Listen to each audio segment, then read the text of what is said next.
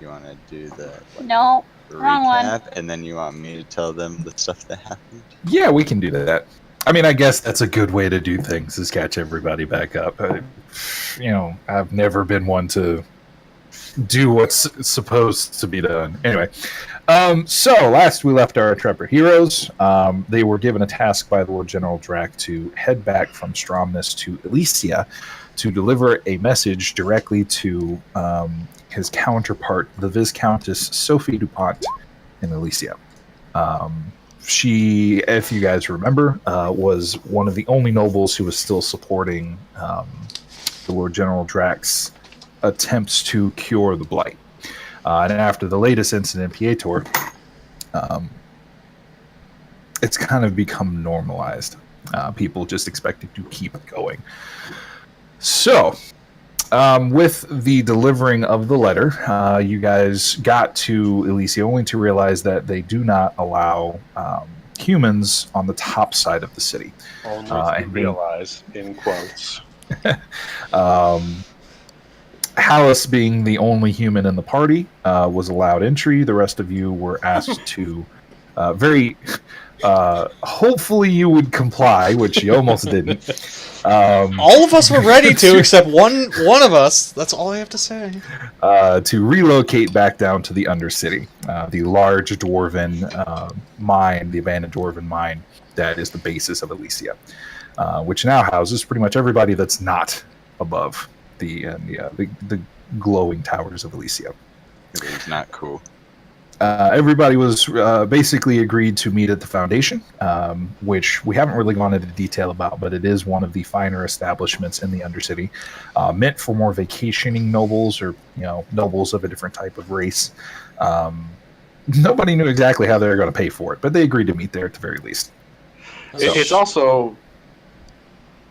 Hang on, I gotta mute. Lexi, mute for a sec, would you? I don't feel like transmitting twice. I don't hear it twice. Do you guys? I don't hear it at all. I'm hearing it twice. Anyway, the Foundation is also a place that might know Varys a little bit. Just a little. Just a tiny bit. Would you like to go into detail as to how? I'll let you do that. I don't remember. Go ahead.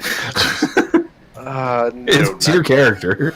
And I've been drinking. It's all you. And you are echoing. I'm sorry, I can hear it now.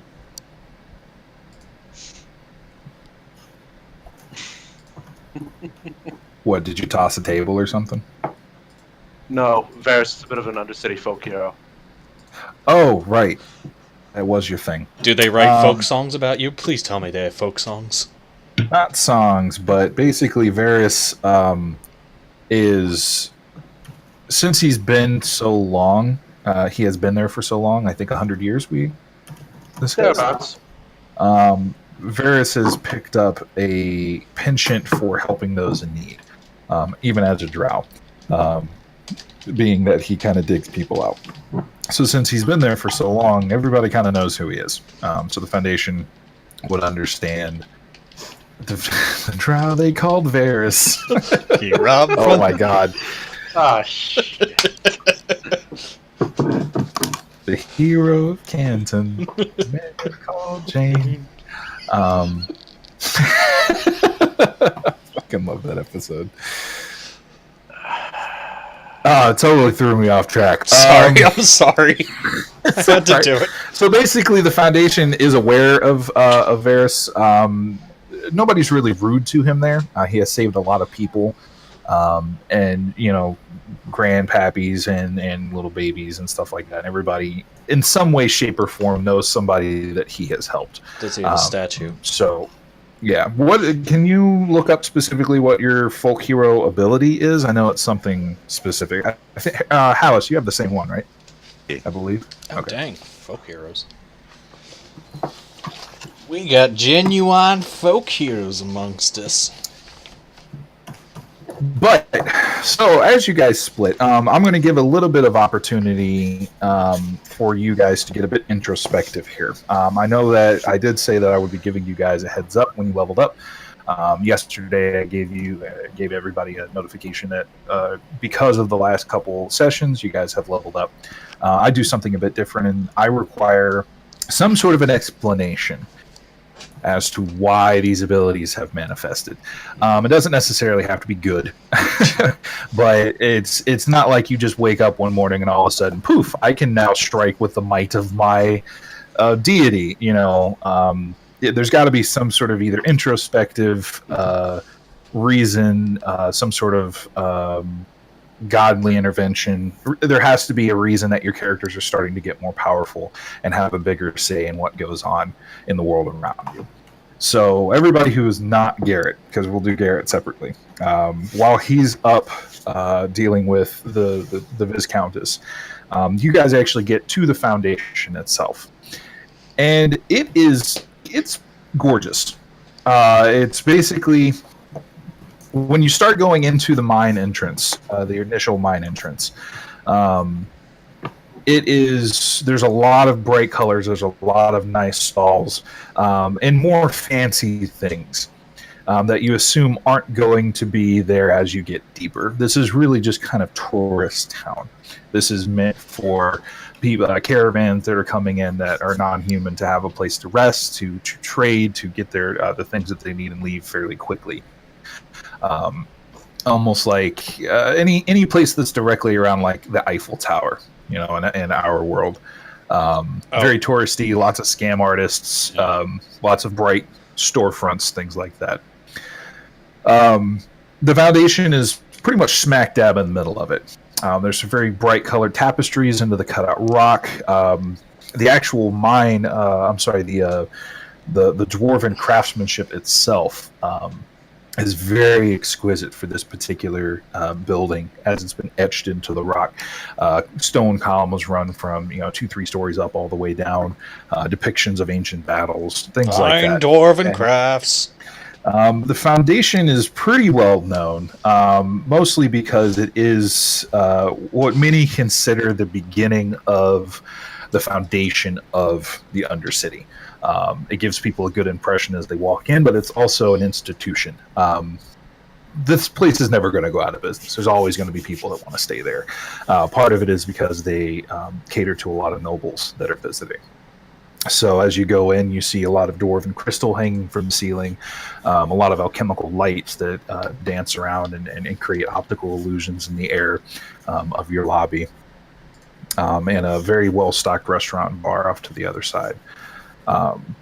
They see you approach, though, and the human behind the kind of the receptionist area looks at you. Can I help you?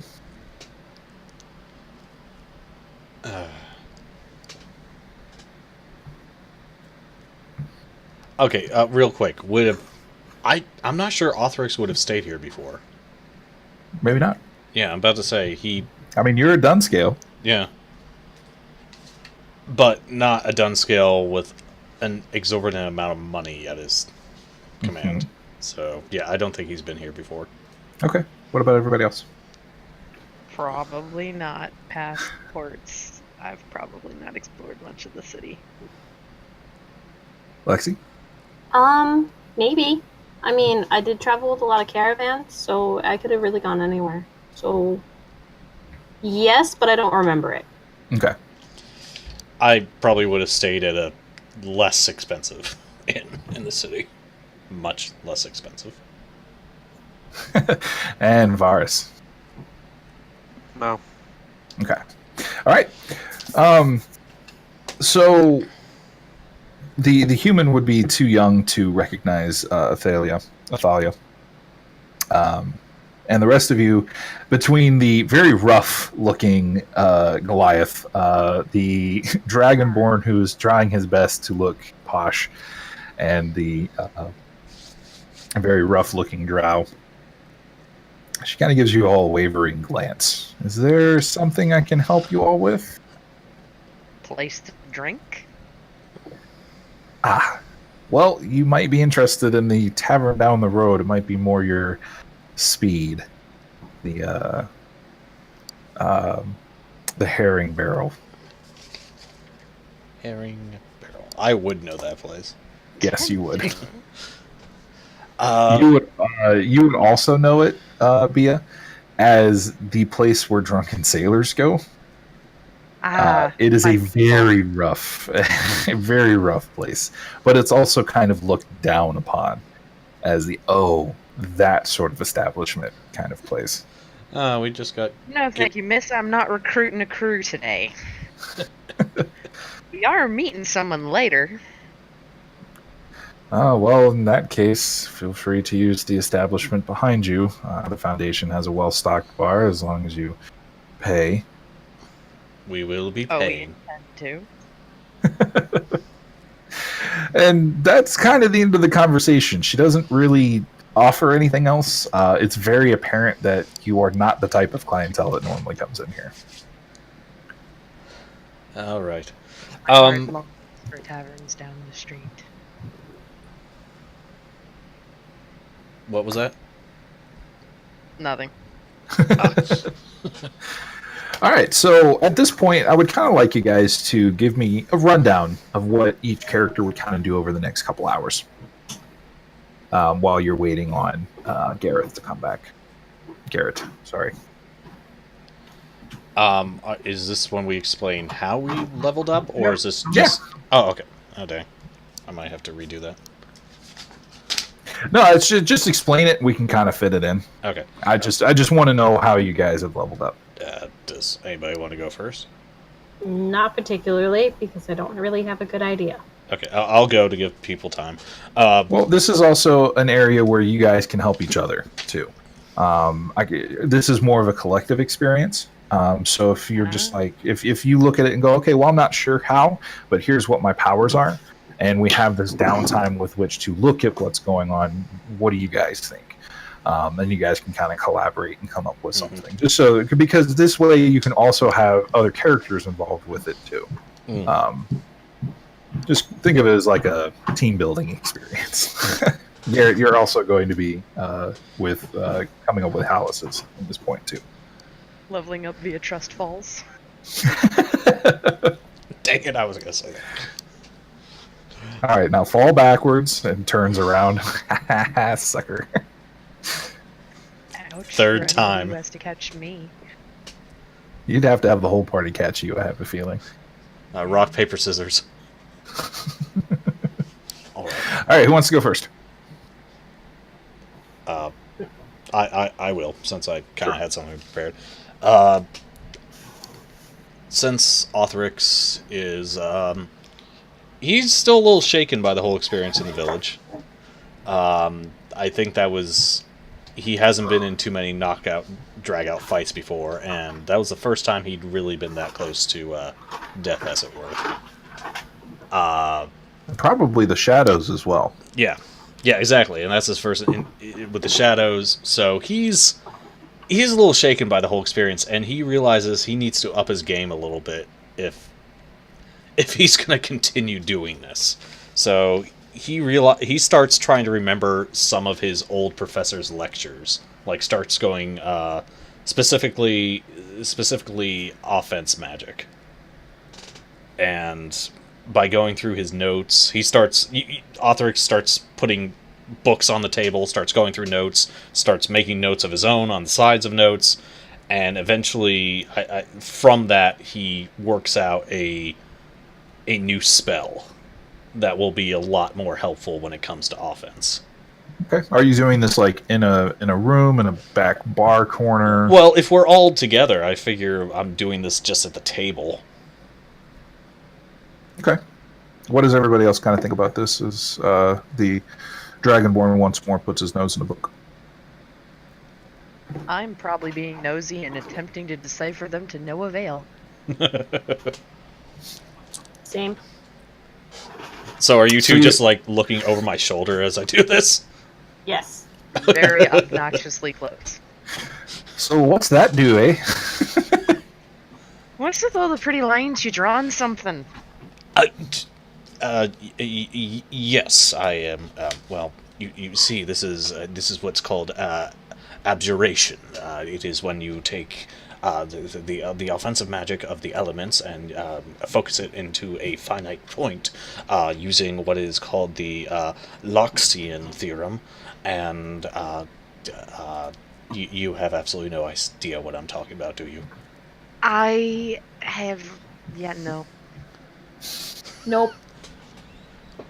I haven't had enough booze to pretend yet. I am trying. I know this may shock some of you, but I am not the most offensive person in the world. Offensive, maybe. There but are offensive. jokes Yes. to make. But yeah, I understand that. But because of but I do know people who do offensive magic, who do more powerful magic, and I've taken notes. So I'm thinking that in order to help our quest, I can try to recreate some of these things. So let's just. What do you think, Varys? Because you did kind of catch this guy sneaking around a bit. Eh? I said, what do you think about him trying to improve his quality of magic? Go for it. Are you eating a biscuit over there? Ribs, actually. Nice. Oh, we ordered ribs. They have ribs here. I'll take 3 orders of that. Make it 4. What do you guys want? All right. So through the pestering, you do manage to get a better grasp of it. Don't turn that. But if you just draw a line there, it's a smiley face. No, don't. Wait, no, that actually works. Might actually work. Who would like to go next? Honestly, I think Bia's probably just looking around and enjoying the company of everybody, and she's kind of... Because my stuff is hitting people better and being more reckless in hitting people better. Okay. Could always be that you trust your allies more, so you're Yeah. willing to Pretty much it. take I don't bigger know. risks. I'm Just so you're- starting to view these people as a crew. I'm starting to tease and ruffle people's hair and bat them on the shoulder and kind of feeling a little like nostalgic for the ship days. Starting to miss your old crew. Starting to miss the old crew, and some of the pain is kind of lessening from the loss. It's kind of like a new crew is forming. Do you mention that at all to anybody? Probably not. I probably just kind of start being more like physically affectionate, like bopping people on the head and scruffing of ruffling of scale plumage. And getting a little too handsy on some ribs. Arthurus is actually not sure how to take that, since I don't think he's ever had much physical affection in his life. So Yeah, Bia is very affectionate physically, and also is kind of going of the, holy shit, this is kind of an important thing with some important people, and they're not all the kind of dicks that she doesn't like. I'd say you're not dicks, but that would be lying. What about Athalia and Varys? How does Bia kind of treat them? How do they react? That's another good one. I'm probably still kind of friendly. I'm probably just like, instead of being, I'm probably hunching in the height and probably still cracking jokes and stealing bits of food. That sort of thing. Athalia, how do you react to that? Well, I don't super like being touched, but I'll put up with it because I like Bia. Would you say anything about it? Maybe play a particularly get the fuck off me song? Not really. I'd mostly just be like, yo, I don't normally like this, but you're my friend-ish, kind of. So I'll let you do it. If I noticed it, I'd try to back off a little bit, but occasionally forget. I mean, I'm fine with a little bit of touching. I feel like she's the Sundara of the group. It's not like I wanted you to touch me or anything. oh, It's not like I like this. Yeah, exactly. It's not like you're my friend or anything. if Arthurus had glasses, he'd be continually pushing them up to like catch that sheen. Ching. What about Varys? Varys, how are you responding to the more aggressive, the friendly aggressiveness of the large Goliath in your party? He'd be used to it. Would he return it in any kind? Probably. Okay. Yeah. Bring on the drinking songs. By this time, Arthurix has ordered at least a drink or two. Okay. So Lexi, how does Athalia? What does Athalia do for her level up? As far as class. Well, I get some more. I get some more stuff. Like, I get slightly better at things, and I can help everybody like rest better. But I don't really know how to explain it.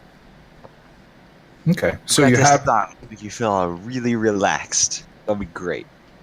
So Yeah. maybe you could share a during a moment during the drinking, and this is just a suggestion. You can remember a song that maybe your family sang to you to help those meditative times, and you're just like, you know what, fuck it, I'll play it for them.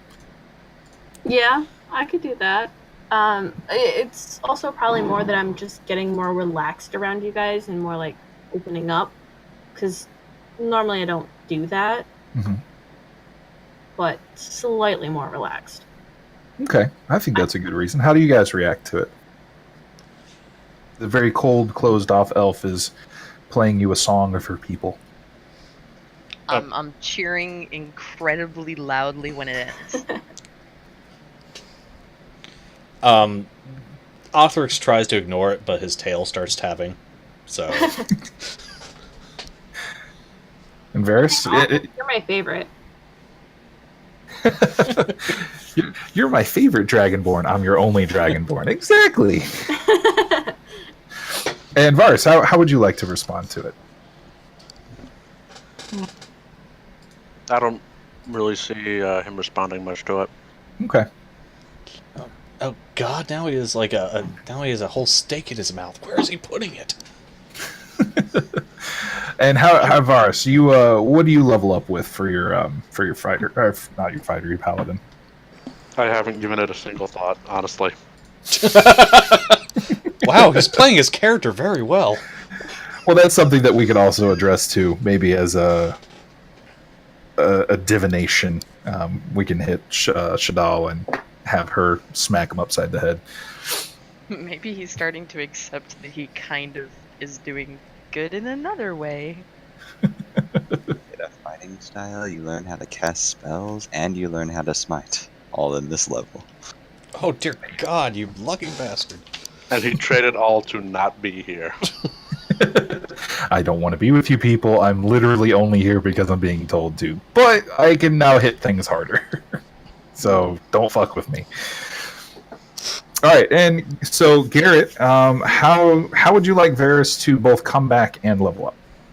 Because you will most likely come back and find them all drinking around the Foundation's table. With so much barbecue.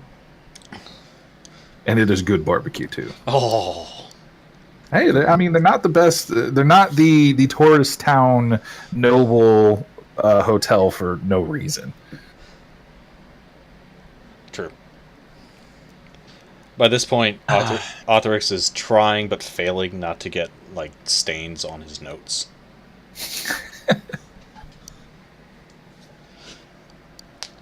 All Palace gets is action surge, which I cannot say for some reason. It's really hard for me to say action surge. That's all I get this level. I get that's more reaching inside yourself and pushing yourself beyond what you think would be what you can do. You're the best around. I think that's more of if I have to, I can.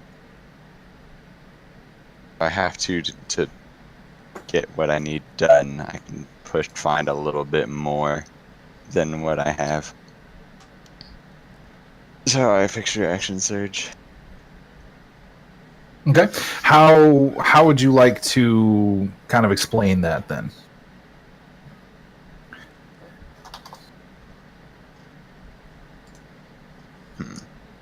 He clenched so hard. It's funny as I just clenched my fist around the coins I have in my hand. As you said that, I was like, I am a wizard. hey, now you're a sorcerer. It's different. Oh man, class restrictions. I don't know. Action surge is weird. I don't know how to like define that or how to explain that. Well, it could be that you're realizing it's not just caravan guarding anymore. Now we're into some more deeper crap, so you might need to steel yourself. Maybe it's like, oh, this is important, and I can't be stopped as easily for it.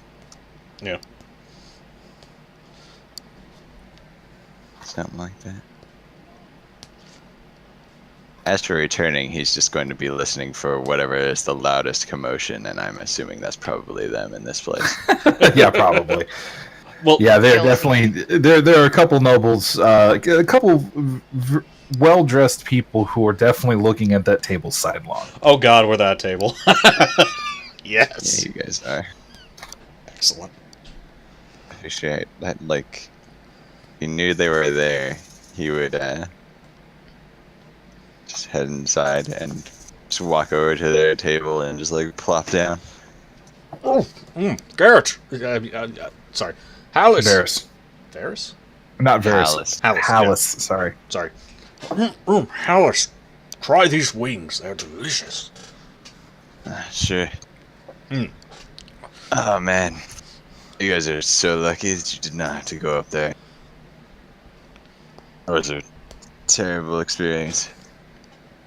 Glad to know. Terrible for them or for you?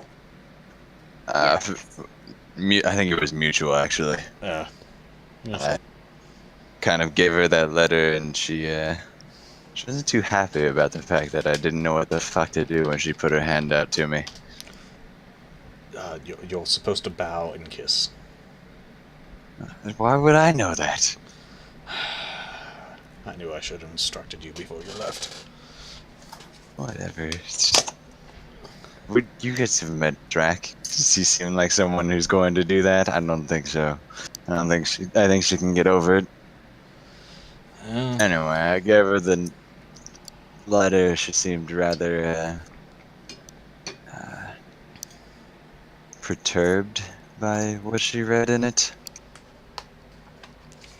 Said she was going to send word back to Lord Drac. And then she asked us if we could do her a favor. Well, I guess it's also a favor for the Lord. And Lord General Drac as well. She wants us to find some dwarf that's lost down in the mines that she lost track of.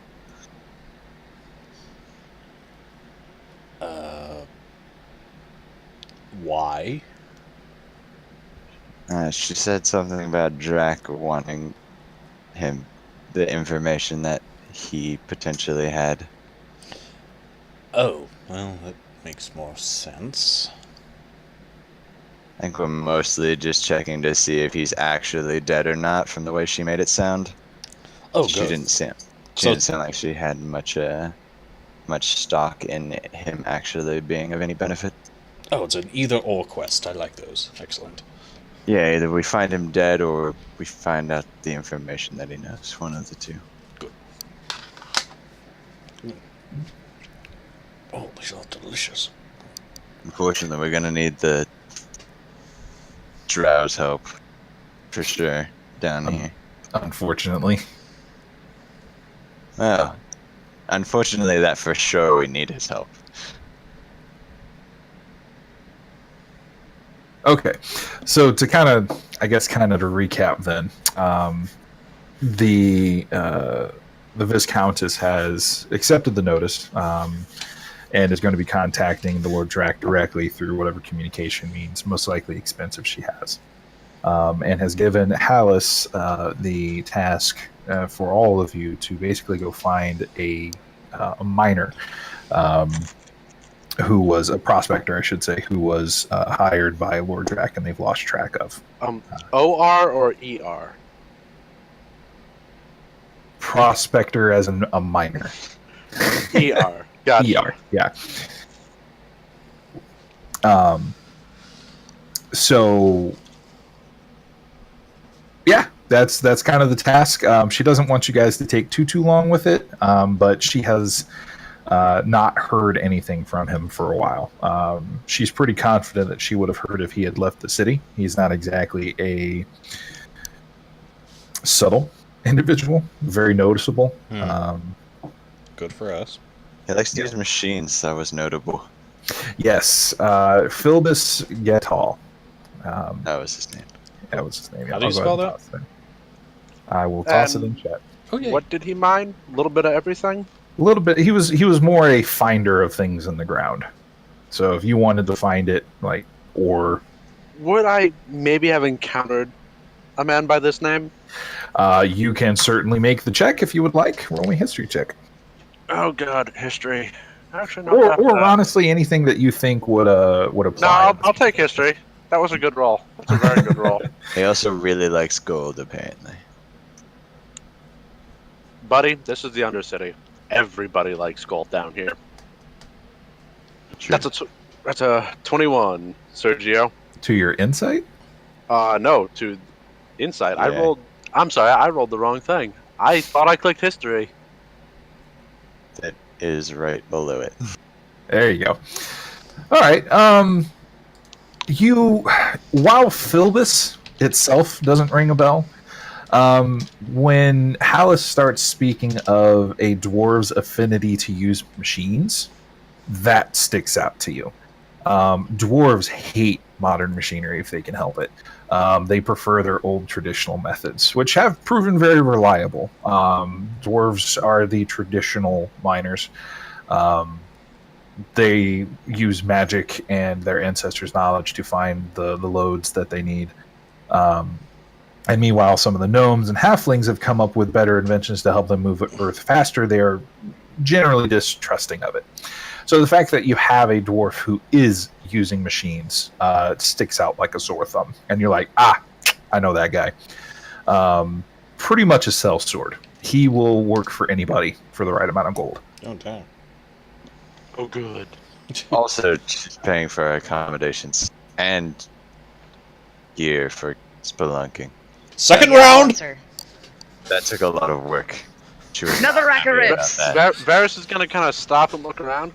Well, if they're footing the bill, I might know a place that's a little bit better than this. I don't think we want to push our luck. She wasn't very happy about it. Oh, no. The food's better, and believe me, we'll find our dwarf closer to there than we'll ever find him in this place. Down where it's wetter. Yeah, but will she know to pick up the tab there? We could just tell her to send her to... We can tell them to send it to her. I don't think she's expecting too many bills for... Please, let me put it this way.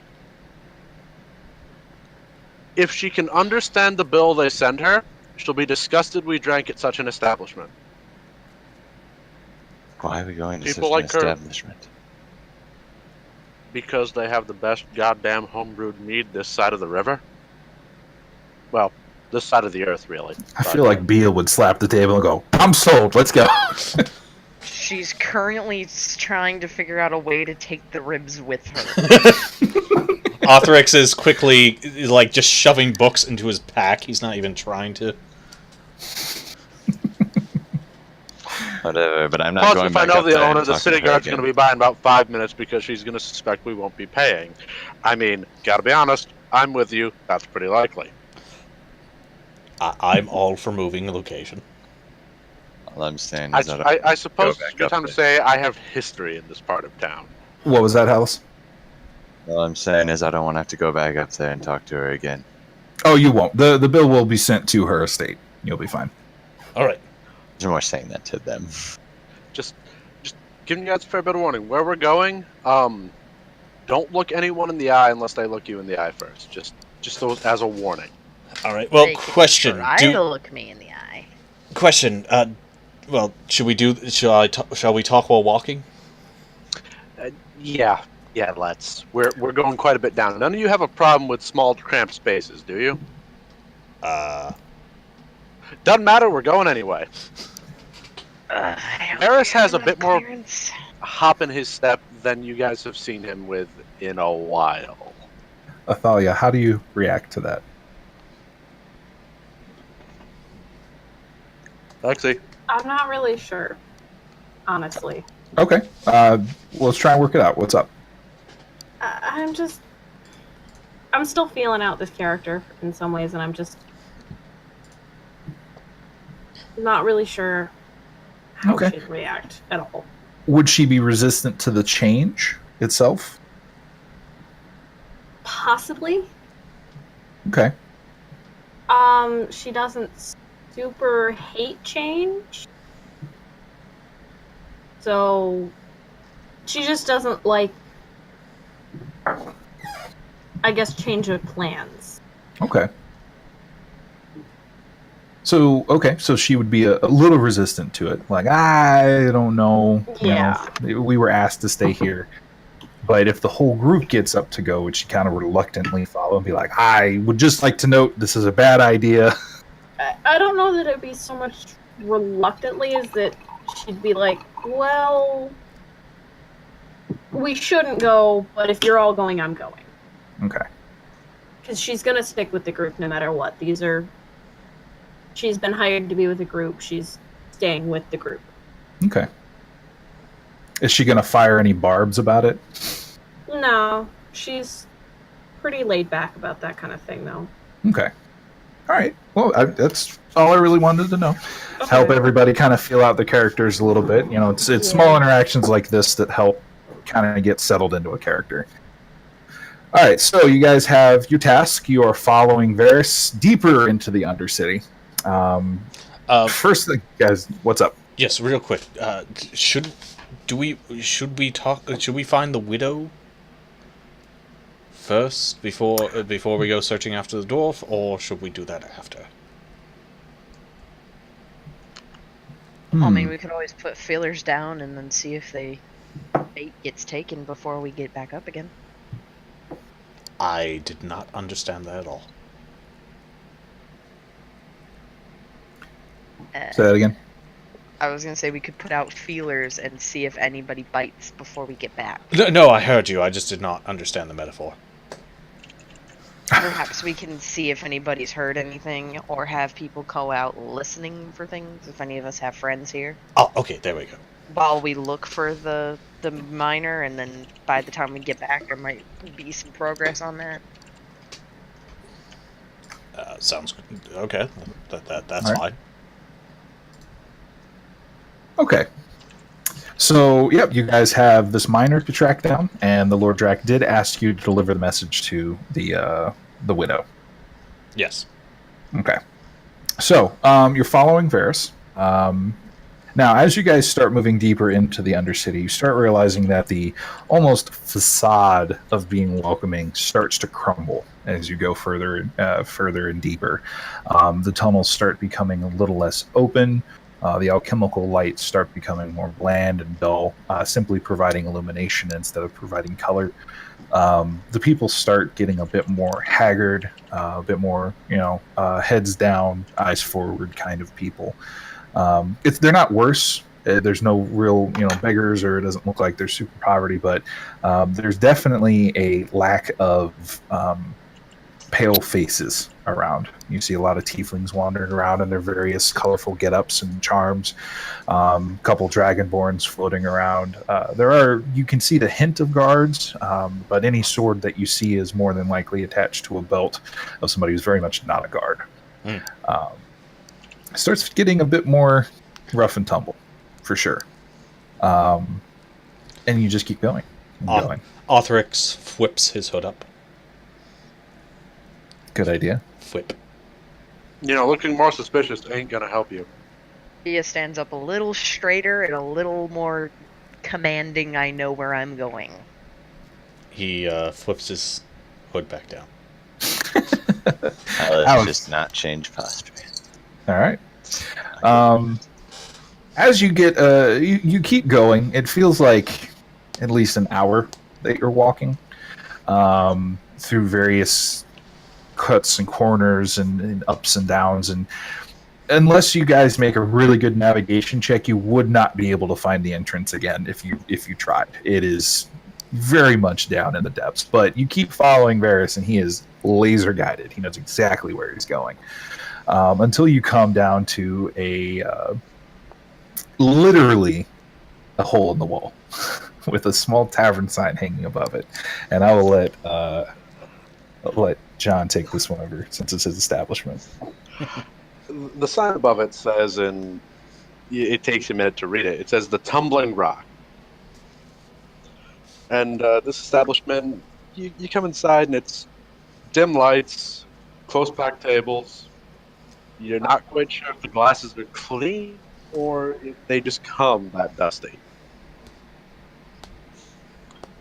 But everyone seems welcoming-ish. They're not going to throw you on your ass. Not immediately. Do people even look up if we enter, or are they just too concerned with their own business? They'd probably take a minute and look up. Okay. Take it away, DM. Right. So they all kind of look up and disregard you guys. It's a working bar. It's one of those places that you go after your shift is over. In like modern times, it'd be that dive that you go to after your job's done, just to drink and get rid of the stress of the day. It's not particularly tense environment, but it's not exactly the most welcoming either. You don't expect anybody to come up and clap you on the shoulder, at least until the bartender looks up. The bartender being a large, we'll say tiefling, a large tiefling woman with almost a blue ashy skin, looks up and her red eyes widen in surprise, and she slaps the wooden table in front of her. Hot fucking dog! It is Varys by my sight and soul. I never thought I'd see you again, you son of a bitch. Well, y'all kind of ran me out. It was for your own good. When you get a divine calling, that's where you're supposed to go. And as soon as Varys' name is kind of mentioned, everybody in the bar kind of looks up. It's very clear that the Drow is not only known, but he's liked as people start to smile and raise their cups and kind of motion. Hey! No! Norm! Yeah, exactly. Suddenly the bar has gone from a very kind of balmy atmosphere to very welcoming, as people kind of bring all of you to tables. There are drinks pushed in everybody's hands. The tiefling bartender, long red dreadlocks down her back, is quickly bringing as much as she can over, and just welcoming you guys, introducing herself. It seems a lot more welcoming than the Foundation was.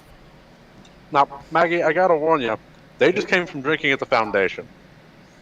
Well, that pig swill won't do it all. Here, have this, and proceeds to turn to Bia and shove a massive goblet into your hands. I like this place already. Hands out a couple more smaller drinks to everybody. But it's just, again, very cheerful, very welcoming. Honestly, I'm kind of used to this. I hung out with Varys for a while. Yeah, they would definitely recognize you, for sure. And have your... what is your preferred drink, Lex? Wine. Yeah, let's just go with wine. Okay, so it's in a flagon, as everybody else's is, but right. the familiar taste of the wine is welcome. They remembered your drink for sure. Would Othrix would have passed through here at least? In this particular section, probably not. Okay. It is deeper in the Undercity. Got it. There's a lot of places like this, but this one is, as the adage goes, this one is mine. Okay. Got it. This is kind of Varys' stomping ground. He's actually a little bit... His his frill is up a little bit because Okay. he's not used to all this like attention being brought. How you doing, Hallis? I don't think Hallis cares whatsoever. Just kind of takes the drink and takes the food and Whatever. goes for it. At least we're not being stabbed. That's all that matters.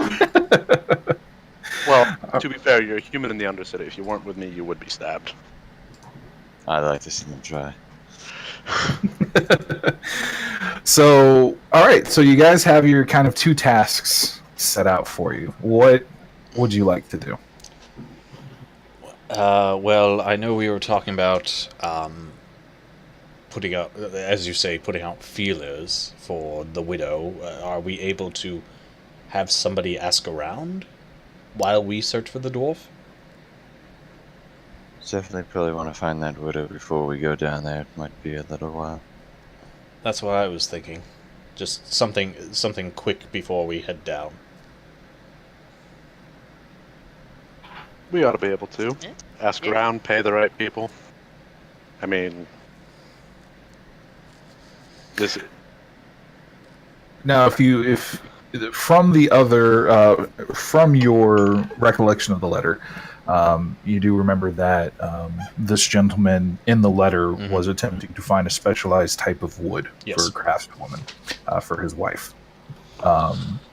So you can kind of deduce it to a crafting, thanks to Varys's role.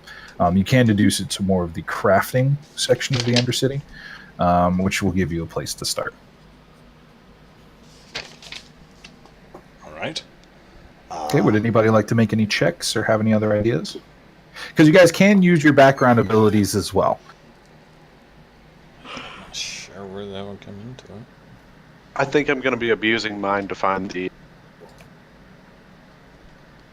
Well, welcoming and knowing everything are 2 different things. Yeah.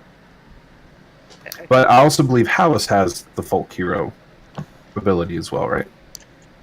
Yeah, I don't know how useful that would be in this place though, because like he's not really his area.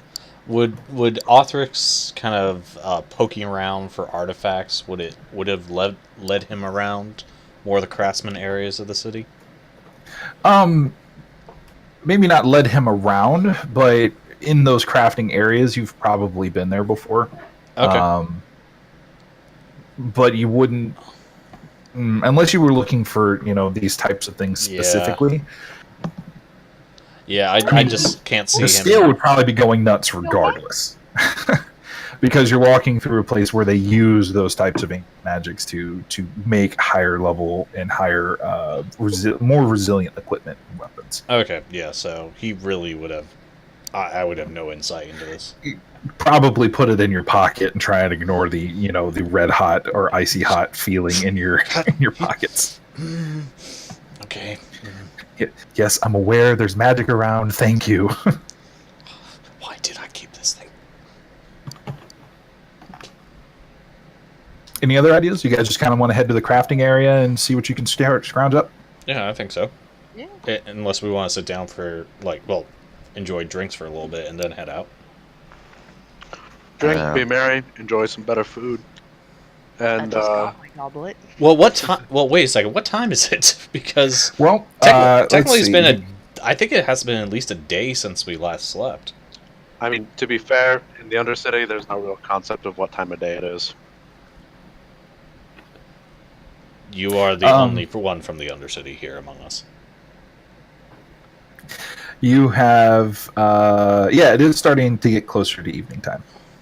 Because you guys approached the gate, if I recall correctly from the last session, probably around noonish.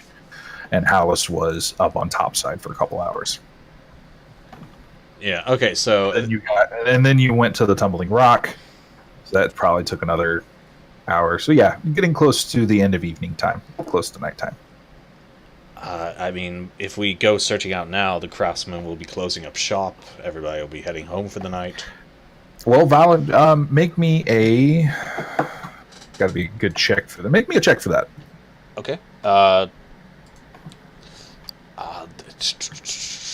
Would this be a history, just a general history check, I guess? Yeah, make me general history. Or make me wisdom check. Wisdom? Just flat wisdom.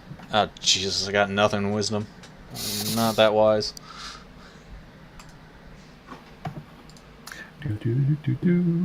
Nope. All right. Well, you do know that what Vera said is completely correct. There is no real way to tell nocturnal cycles here. A lot of people just kind of keep to whatever cycle they have.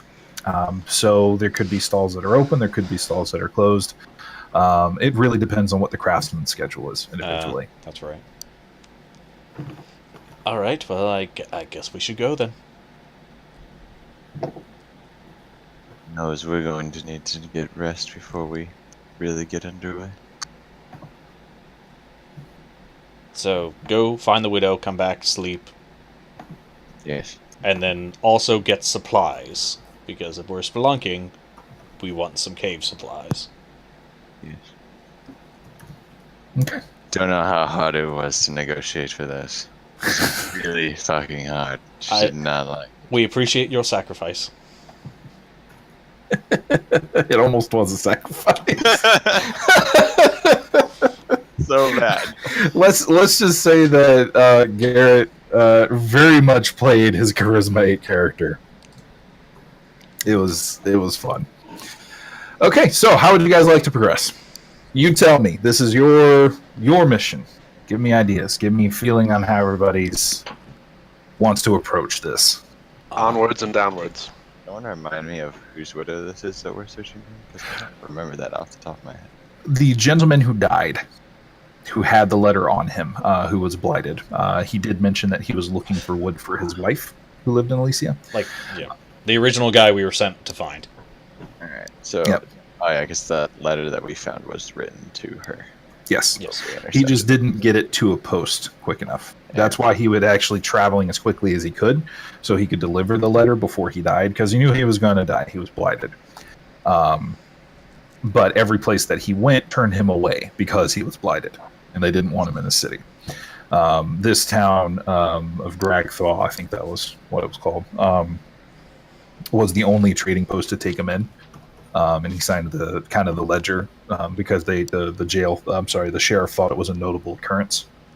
And that's kind of how you guys found him. Kid Cal, yeah. We don't know what he did or anything really. No. The only thing that you know of is he was in Pietor to look for an exotic type of lumber for his wife, who was a craftsman in Elicia. Craftsman is definitely our best bet then. All right. So. Okay. If you guys want to kind of take 5 for a moment, while Lexi does her thing, I actually need to hit the bathroom myself. Oh, yeah, so. I gotta use the restroom as well. Yep. Take 5. Grab drinks. Grab whatever you need. Converse among yourselves. All right. I will be right back. I need to pee. What, John? What was that intermission song from the Shadowrun play? Let's all go to the lobby. Oh, yeah. Can't believe I forgot that. Let's all go to the lobby. All right, I'll be right back.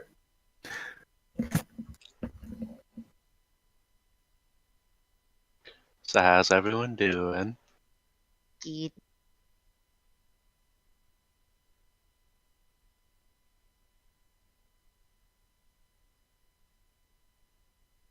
Is doodling.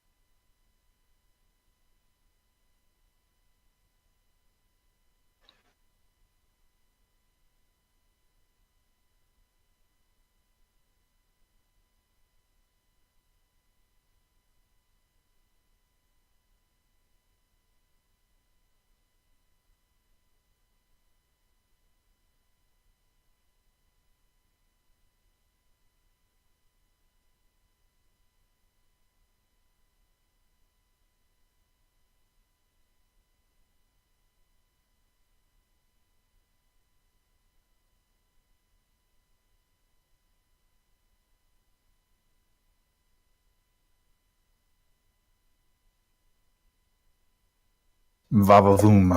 Back. Welcome back. Oh, welcome. Doodles of drunk Lexi. I love it. Oh, I good. totally had the beer stein drawn, and then you were like, wine, and I was like, shit. She's gonna love that.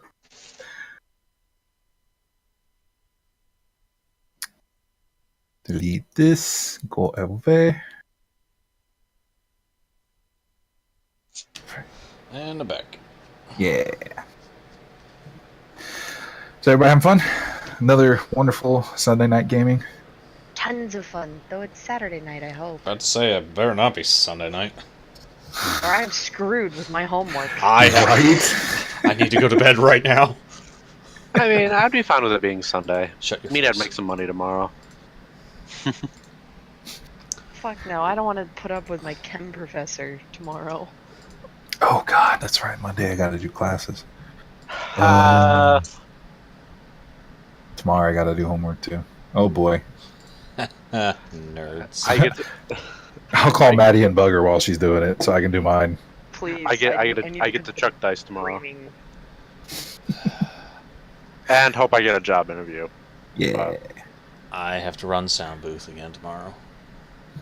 Oh, poor you doing what I want to do for a living. I don't get to do it for a living. Yay. Hey, want to trade me? I'll do the soundboard thing even though I don't know how to do it, and you can totally do my trigonometry homework. Honestly, Hi, guys. we would probably about... Hello? We just took a 5 while you're out. I had to run downstairs, so I figured I'd let you know I was going. I appreciate that. And Well, I had to go to the bathroom anyway, so we just called like a 5-10 minute break. Everybody scattered. It was fantastic. Best pee of my life. I didn't need to know that. I did. You always want to know Josh. my weird things about my life, though, Josh. Come on, let's be real. Oh, yes. Always. Yeah, so I pulled out an ingrown hair today. How long was it, Tony? I need exact length and pictures. Mail it to me, Tony. I need to catalog it with the others. Wow. Woo! I'm so glad I'm drunk enough to not lose my appetite. Hey, I'm John, I not got a drunk question enough for you. this. What? What's the zip code on your card? 48912. You could have just said ours. I didn't remember that was ours for a second. Leave me alone. I forgot where I lived. Where am I? Who am I? What are we doing? When's Jello? All right, so who would like to describe the crafting area? Lots of crafters. Have I been through there ever to drop off supplies via ship? Yes, probably. I'm guessing it's probably closer to the port then for the easy of importing and exporting goods. You would think, but that would not be the case. Oh. I have no idea then. I mean, you can always just come up with stuff. That's why I'm asking. What do you guys want it to be? Oh, God. We have Also, to there's a create... lot of obscenely colored booths around, and like it's just past hawkers. Well, is this the area where they're actually crafting things or selling things? Or Both. both? Like an Both. ass. Yep. But these are like... So the kind of feeling of it is this is where a lot of master craftsmen who are not up in the Elicia proper, this Yeah. is where they would go to practice their craft. People like master dwarfs who have been doing this for decades. So, I'm not seeing, like, much garish colors or anything like that. I'm seeing, like, you have open stalls, like, open forges and that kind of stuff, and you're just looking in and seeing them work, and there's some, like, product out front. Or maybe one of the younger members of Actually, more of the eclectic shop. bazaar. Yeah, exactly. It's a working bazaar. Like think of like something that would be in Abu Dhabi or something. Okay. Anybody else want to add some? No. I keep picturing tent cities in Jamaica and people trying to call you over to like apprentices trying to get you to look at stalls and calling you pretty lady enough times that you kind of want to smack. I mean, it could be both. Yeah. Yeah, I Having really could. flashbacks. There are probably quite a few people who are attempting to make their way up to master level that have taken residence there, and instead of quality, they churn out quantity. So they're trying to hawk really as nice physical stores, and then lots of people with just sheets and grandma crafts. There you go. Yeah, but the really good ones are the ones without the barkers. Are the ones What was like? But the really good shops are the ones without the barkers, like the ones like Probably. set back. Oh yeah, the people that don't need to advertise. Yeah, exactly. You go to them. I bet there's like a constant rain of like coal dust just kind of sprinkling in places wherever the forges are in the metal workers. Oh, that's cool. It would be very interesting if that was the case, that this was one of the large interior caverns, Oh, and there's a that'd be cool. limited amount of space. So there's like 5 or 6 tiers that go up, and there could be like huge chimney flumes that go through the individual hunks of towers with kind of vents cut in the top of it, so the smoke will pour outward or go straight up to the surface. I like that. Yeah. I just see it Mall like of kind of America. slapshod, like together. Oh yeah, It's grown up organically, so there's no real rhyme or reason to it. I like it. All right, so you guys hit the craft area, and obviously a few of you have been here before. Varys, you are very familiar with this area. Fine, there's not a lot of Orzammar caves on site. There's not a lot of reason for you to be in this area, but again, you've been invited up here on a couple of occasions for dinner for helping save somebody, or to try to be rewarded. And of course, you're like, no, it's all right. I'm just trying to do my part, kind of thing. And even at this point in time, as it approaches the nocturnal cycle of the surface world, it's no less busy. There are still plenty of people working. There's people running around. Some of the shops are closed. Others run by tieflings or dwarves or people that just have a night schedule are up forging. A couple of the apprentices are keeping the forge stoked, making or practicing in the kind of off hours, quote unquote. But there's still a lot of activity. Where do you guys like to start? Maybe some checks? Oh, yes. So everybody come up with something to assist with this search, some sort of role that you would make, and explain it to me. Literally anything's on the table. Just pitch it to me. Very tall. It is easier over crowds and or read street signs. Okay. All right. Go ahead and make me a perception check.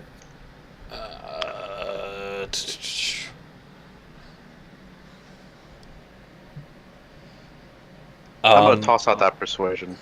Persuasion. All right. I'm gonna do a charisma check and see if I can get. I have a +6 in charisma, dudes. Oh boy. I I'm gonna laugh if you roll worse than me.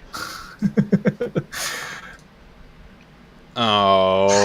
Oh my And there it is. Okay. Go ahead and make me your perception, Bia, and then I'll follow you. And I'm Alice, trying what to would you get guys like? Oh, you should just be able to click on it. If you can't click on the pencil up top, you might be in edit mode. I'm out of edit mode. Hey, I rolled an acrobatics check to climb up on stuff to see. Okay. Hey, that's fine. Alice, what would you like to do, man? Similar, but I was just gonna use stealth to kind of slip around and try to see what I can hear and see. Absolutely, go for it. And then let's open up Bia's sheet real quick. Thanks. Not a problem. Yep, just hit the character sheet button.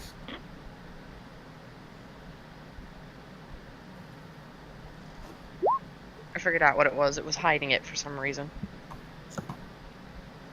Okay. All right, so Othrix. Oh no. Let's deal with your nat one. Now, normally nat ones don't critically fail on skill checks. I have always made it though is that you just tend to do a lot worse than you normally would. in this particular case, you're trying to speak to a group of tieflings that you found to try and find some information, only to find out that they don't speak common. Oh god. So instead of giving up and trying to find somebody else, you very stubbornly keep going for some reason and attempt to get them to understand what you're saying, because you're absolutely convinced that these people know what you're talking about. They're just being sly. What? No, please. If you would just answer me. If you would just... I've been here before. Mate, they don't speak common. No. Everyone speaks common. That's why it's called common. One, that's racist. Two, common ain't the common language down here. Do you know Abyssal? I know... hang on. I might, actually. Hang on. As the linguist of the group, yeah. Yeah. Okay, let's see. Why did it not list all my languages? Where are we? What year is it? No, I should know like 4 languages. So, hang on. Let me actually go to my character sheet. It's What usually where language it's located. is he trying to find out if he knows? Abyssal. Languages: Common, Draconic, Elvish, and Dwarvish. But I also have the spell Comprehend Language. Okay. So, Comprehend doesn't mean you can speak it. yes, it does. Actually, yes, it does. Pointing out. There you go. Yes, it does. Actually, Okay. Well, I mean, would you like to cast it? I would to salvage this. My gosh, Honestly, I think Salvage that's... what? You're being a racist bastard. I'm not being a racist bastard. I think sacrificing a spell slot is totally worth no, a failure. it's fine. Okay, so you, so what happens, Varys, you actually step in this particular case. Once the language barrier is removed with the addition of the spell, you start communicating back and forth in Abyssal. And you do reveal that, yeah, they were actually pulling your leg. They just didn't want to talk to you. See! Yeah, I know, we do it to every upsider that comes down here. I've been down here before. Mate, So- you act like an upsider. Varys, you between the three of you, you quickly figure out that they do kind of know what you're talking about. They apologize pretty quickly for trying to fuck around, especially since you helped out another pack that they know of. So they're like, you know what, we'll help you guys out. Sorry for the runaround, and kind of point you in a particular direction. The section that you're in is more metal crafting. If you're looking for anybody that works with wood, you have to go to the other side of the cavern, in a particular district. So they point you in the right direction, but past that, they're not really sure. Between Bia's role and Athalio's role, Bia, you're lost. This is a lot of people. Like, even for such a small area. You can kind of see over people, but it doesn't help when there's just a crap ton of signs in the way. There are signs on every available surface. People have houses stacked on top of each other. It looks like half of them are going to collapse at any particular moment. And on top of that, this damned smoke keeps getting in your eyes. Like, it's horrid. You hate it down here. It's stupid. It's close. It's cramped. It's smoky. It sucks. I keep walking into signs and they're hitting me in the forehead. This is not a sign for a person of my stature. Exactly. Meanwhile, Thalia, you have resolved her particular problem by simply climbing a ladder. You get up. You manage to wind your way through some of the closer in-betweens between the houses on your guys' way toward this area, just to kind of figure out where you are. You do manage to narrow it down a bit farther. You're like, oh, okay, I see where those tieflings were talking about. There's a whole bunch of stands that are proclaiming, you can see stacks of lumber that aren't being used for like wood fires. It's like, wait a minute, that thing you would make something out of, not just scrap wood you would throw on a fire. Okay. So you're like, okay, bam, over that way. And finally, Hallis, as the group kind of finds the district and kind of spreads out, you're just piecing things together. You kind of fade into the background almost. It's not that you are commonplace. It's just you kind of know how to blend into the crowd. You know how not to be noticed. And as you're walking around, you do hear a couple groups of conversations of an archer who is worried about her husband, a Fletcher and a bowmaker who is worried about her husband who hasn't come back yet from some various job he was sent to do. You don't say. What was that? Just overhearing them talking about it. Just overhearing them. It's like, oh, did you hear? Did you hear about Janet? Yeah, she's really worried about her husband. She hasn't been able to finish her project because he hasn't been back yet. But she hasn't really been producing anything else until he's gotten there. Haven't they been together for like 10 years? Yeah, it's really a shame. Do you tell the rest of the group, Alice? Yeah, who tell them? Okay. Varys, you know exactly who it is. You kind of got a hint of it. You thought recognized the guy. But you and suddenly it hits you with a wave of Oh, this is gonna be bad. yeah. Who is? How would you like to go about it? Would you like to share with the group? You know who it is? Yeah. So, guys, this is gonna get bad. Doesn't really change anything. It was going to be bad either way. He was dead either way. What do you mean bad? Define bad. She's an emotional person. Look, they've been pillars around here for a while. This is gonna hit everyone kind of rough. Maybe we should not be too graphic with the details then.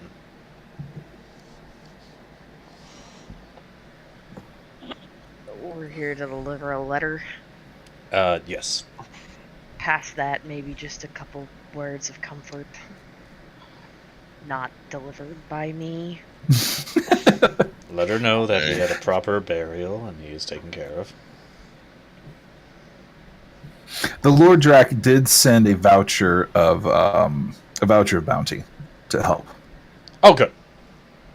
Yeah, because it wasn't in the service of him, but he does try and take care of those afflicted by the ash falls. And in this particular case, this is, again, the closest that they have been to any type of information. So he is going to, at the very least, take care of her as the best of his abilities. All right, okay. So I guess if Varys wants to lead the way... Yeah, let's get this over with. All right, so you guys go to the this is one of those not garish locations. Very simple. Of the main market. Janeth is one of the better bow makers down here. She's been practicing it for years. She is an orcish woman who was kind of raised in the Elderwood. And just has been around trees for most of her life. She kind of broke away from her orc tribe after they tried to attack a convoy. Some of her hot-headed relatives ended up trying to wipe it out. They themselves got wiped out, so she fled. Tried to get to Elicia and got pushed down here, but she basically took up her skills in order to start crafting the bow. Met her husband. And they've been kind of a pillar, like you said. However, orcish emotions run hot, very hot. So as you kind of approach, you're definitely not looking forward to this particular conversation. As you see her, she's got, as you walk into the store, it's really just a place for a workbench, and her various tools and all of the crafts themselves are hanging up, various states of lacquering, and some more complicated gnomish tools are holding groups of them together, as various states of drying and pressing. And as you kind of walk in, she turns her head. She has some short black hair, 2 large tusks, one with a big chip in it. But she has her leather apron on as she turns around. Smiles very widely as you walk in. Oh, Varys! I love seeing you. It's been too long, my friend. Yeah, well, when the town gets together and runs me out for my own good. It tends to happen once the divine talks. You all say divine, I just say she needed help. Well, don't we all? That's what you were here for. Yeah.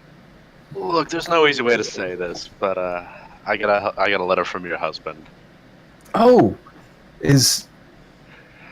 and you kind of see like the cogs start to turn of you wouldn't be here if he was okay.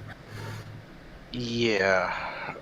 So I'm just gonna kind of launch into explaining what happened. Okay. Found him. Embellish it a little, make her feel a little more, what's the word? Comforted, I guess, best I can. Okay. Do you hand her the letter?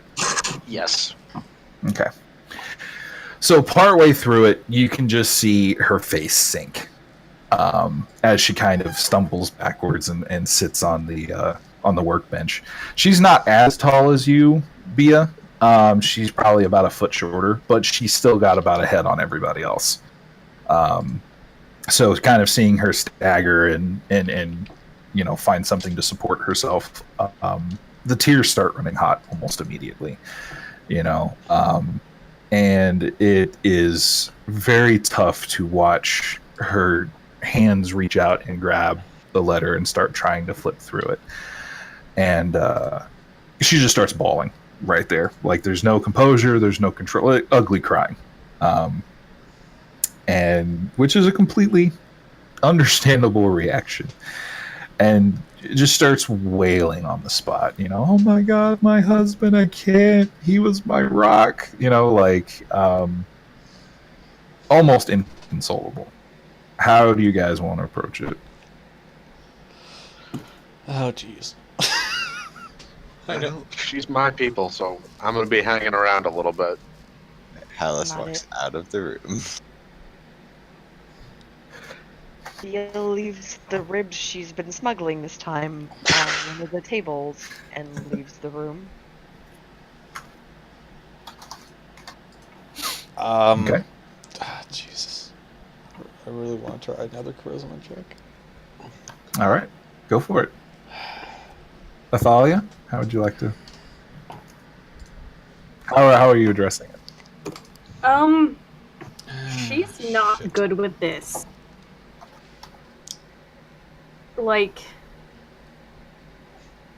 Crying and sadness just kind of not her thing. Okay. So she's gonna awkwardly pat her shoulder or try and offer comfort and not be as comforting as she wants to be. Okay.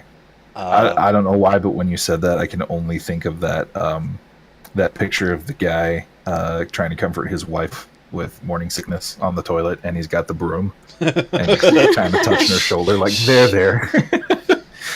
I guess Othrix is gonna try to tell her they performed last rites for him. He was laid in a good place. He will not be disturbed, and he will have peace. It seems to help a little bit. It doesn't stop the volume of crying, but her words have traveled from, what am I going to do? What did he do to deserve this, to, how am I going to move forward type of crying. Varys, what would you like to do? I'm going to try to comfort her. Drag her on down. I'm assuming her husband might have been a patron of the of my fine drinking establishment. Yep. Well, seeing as we can't have a proper funeral here, we should at least have a proper wake. Okay. She starts kind of sniffling and, still crying, but manages to at least get a few, words out. It's like, I think a few of his friends would appreciate that. I'm pretty sure the towers upstairs are going to hear his name by the time we're done. And she kind of smiles a little bit, because it is pretty well known how much you dislike the Overcity. I figure most of the Undercity doesn't really care for them.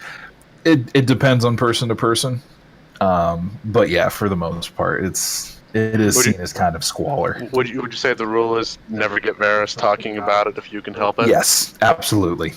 You have been well known on an occasion, especially with a few drinks in you, to say things that are very close to seditious. Oh God! None of them were alive when the towers came down. That's my only counter. None of them were alive when the towers came down. Exactly. Okay, so would you like to do that tonight before you guys go to sleep? Sure. I'm going to. They're free to go get some sleep. Okay. All right. Well, I'm gonna drink. All right. So, you hand the letter over. She manages to get through it. Kind of composing herself a little bit better than she was. And she's like, it's just touching that his last thought was to try to give me a warning. Knowing that I would be able to help. It's going to hurt.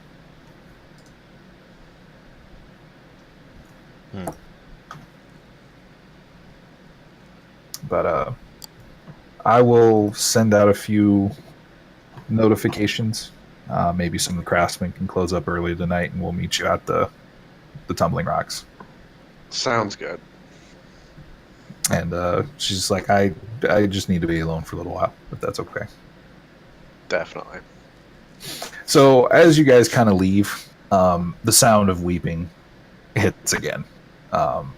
And I mean, obviously, it's not much else you can do. What would you guys like to do from here? Othrix would probably like to head back and get some sleep. And make notes in his today's journal. All right. B is probably going to stick around for the wake. Maybe not participate, but stay off to the side in case any trouble happens. Make sure everyone gets home safe. All right. I was supposed to go for a little bit, have a couple of drinks, but not too much. Varys is going to go till the whole thing's over and done with. Okay. And Athalia. I'll drink a little, because, I mean, I know these people, but I didn't really know him. Mm-hmm. Okay. So. The party is rowdy. Like, it is probably the loudest you've ever heard such a small space can get. There are people... Sorry, Othrix gives up at this point and goes down to drink as well. Yeah, you're not getting any sleep. Nope. There's songs, there's chants, this man was very well liked. Very obvious. He seemed to be a very kind man. He tapered his wife's impetuousness and emotional tirades with just kindness. He was had a sharp eye for business. Really tried to help out the people around him, and even though they didn't ever have a lot, they gave what they could to other people. He had his own vices, the drink. He had a loose tongue to people he probably shouldn't. But he was very well liked. So the party was filled with stories and chanting, and there were more than a few times where Janeth had to kind of walk away and deal with it. But she has her own support group, her own friends that can help her out. So by the time that the party has kind of tapered out, does anybody?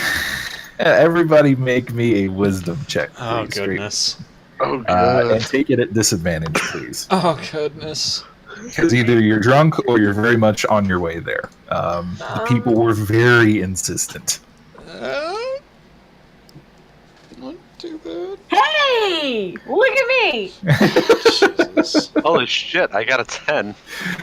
I rolled a 7 and a 19. Of course I get the frickin' 7. Alright, so Varys, Hallis, and Othrix. Oh no. You fell prey to quite a few, not just men who are pushing drinks in your hands, but quite a few women who were very close. And if not with drink, then with flirtatious words, and fun was had, be it whatever variation of it you wish.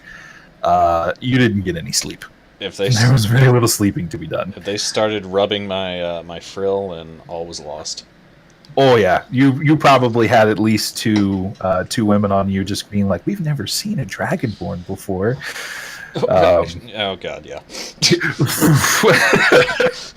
Ladies. He was lost. Lost man.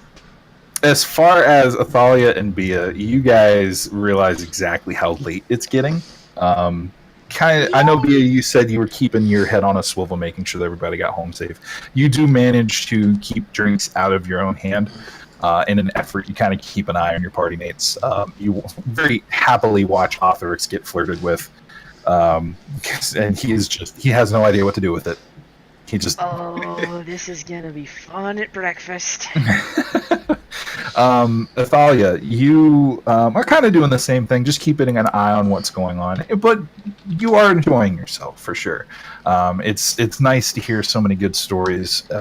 Being an artist yourself, you hear that type of tale being told with such reverence and happiness. Really kind of hits a chord with you. You're definitely enjoying it. Well, of course I am. You both managed to realize exactly how early it is, though. Managed to look up at some sort of time. They don't really keep track of time as far as night, day. Athalia, you particularly know how they kind of keep track of time down here, and you managed to look up at some point and realize about 5 hours have gone by. Oh boy. It is very early morning by the time you realize it. We split things into first shift, second shift, and third shift. Pretty much. So your guys' opportunity to sleep has passed. Unless you would like to pass out this morning. I mean, I just get to meditate, so it's all good. Yeah, I think that's all I need. Well, you also have the ability, Athalia, to play a song for everybody. Hey, Bard, play a song. Look, just because of that, I'm not gonna do it. Hey. Hey. Can you call him Jigglypuff? Play me the song of sleep. You know what? Fuck you.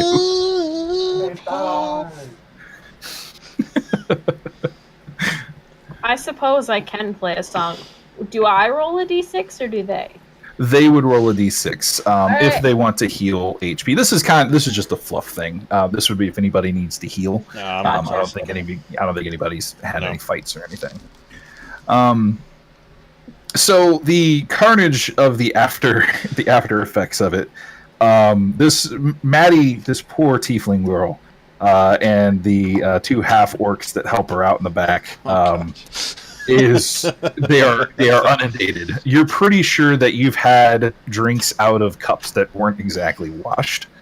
But at that point, everybody was far enough gone that you just didn't care. The mead was flowing freely. They ran out of food about halfway in as people just kept coming in. Will you run downstairs? I think my food's here. Well, somebody's getting food, obviously. Hey, I was hungry, and also John gave me a wallet, so I threw all his money on the ground. You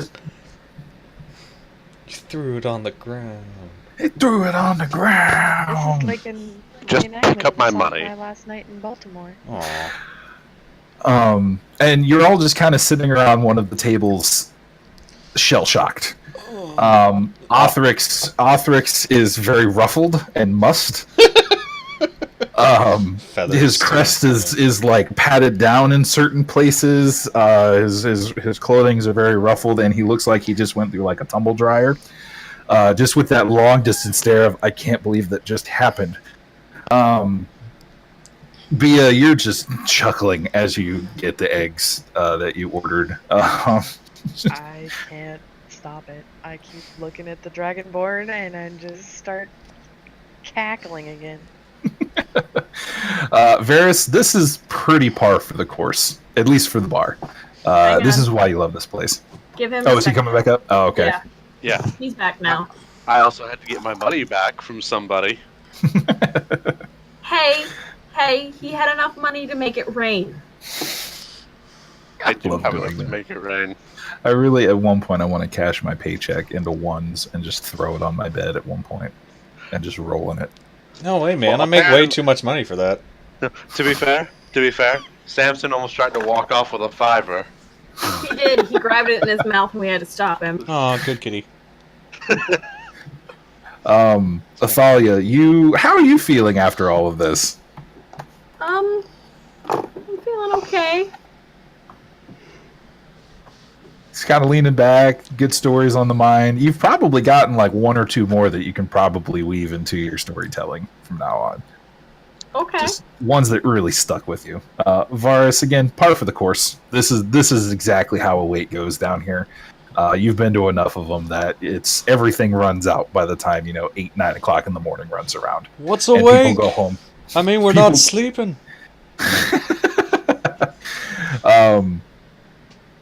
The party don't stop until shit runs out, and shit very much ran out here.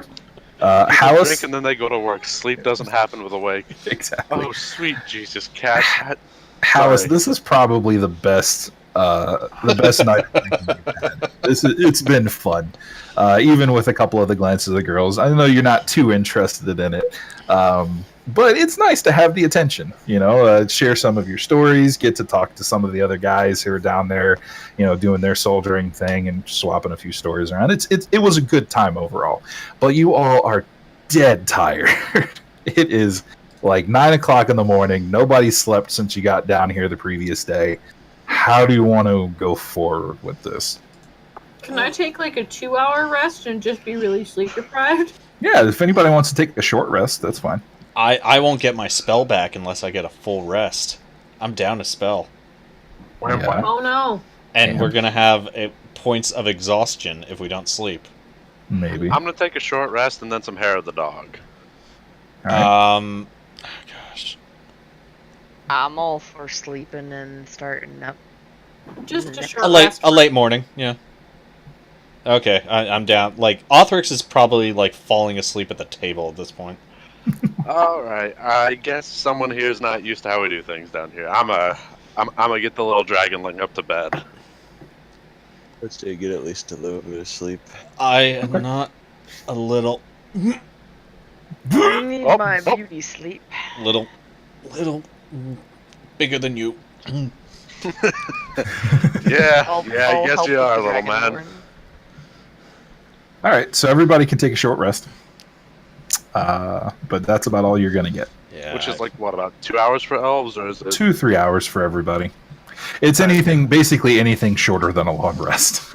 uh, Well, That's almost a long rest for me and Lexi. Right. same. Yeah, because you guys, you have to meditate. So the environment is not calm enough for that, for sure. I mean, I'd call this calming, but, controlled chaos. Yeah. Authors is going to just catch a couple hours, and I'm just going to use my newly acquired sorcery points to get a spell slot back. Okay. And you get 2? No, I spend 2 to get 1 back. So How many? Okay, so how many sorcery points do you have? I only have 2. So Okay, so you use that to get your spell point. yeah. Okay. So basically, I have all my spells back without getting a. That works. Like, so All right, so you all managed to get yourselves at least in some sort of presentable order. Approach downstairs, probably about let's say noon. Othrix has just dunked his head in a bucket, and then just comes up shaking off. to get his kind of feathers back, to get his fur Right. back. Has anyone told you you smell like wet parrot? Sorry, I keep Varys saying is- feathers. It should be fur, but Varys is gonna walk up to Arthur My with a dog. beer in hand. Hey, look at you! You're vertical. How's about that? keep that thing away from me. Keep it away. You just hear the bartender just cackle from behind the bar. I offer Arthurix a bit of a swig from my flesh jar, should he want it. What? Forgot about that. Oh yeah, that's right. The trinket. I almost forgot about that. She has what part of that flesh is it, by the way? We never decided on that. Whoa! Step back here! Like an undiscernible like appendage. Like an ear or a nose or something. Like somewhere between an ear and a tentacle. What? I'm Okay. not sure which at this point. What? So go ahead and describe if you want to, because this is actually a really good character development moment. Go ahead. Whip the bad boy out, Bia. It is essentially like a mason jar on a rope with this sort of like undiscernible, like kind of amber-ish liquid, and within it floating kind of like one of those little, eye blobs that floats around in front of you is just a kind of old-looking chunk of flesh. I look at it. I crack it open and it smells like alcohol to high holy hell and just a hint of something pickled. I would go with more formaldehyde. Can I just say Alcohol what and formaldehyde.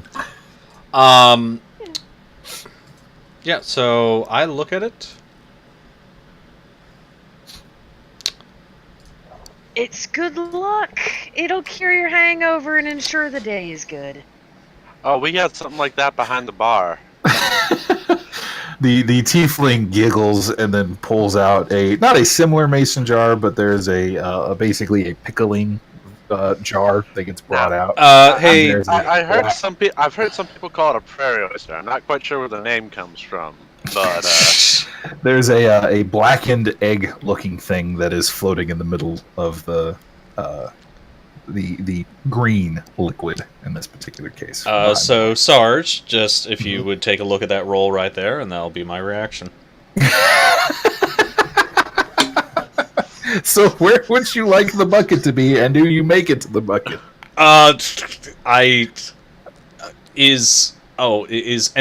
Do any of the members have like just a bowl? Do any of the party members just have a bowl of like soup, oatmeal? Eggs in my breakfast. Oh god. oh no. I've got an empty bowl. I'll just shove it in front of him. Okay, there we go. I was about to go for the eggs, but then I will the take other bowl one appeared. look at his face and just shove. And I go in the bowl. There it goes. That's how you throw up? I don't know. I thought you said you'd been to the Undercity before. You see his face still down the bowl. He lifts up one hand and middle finger.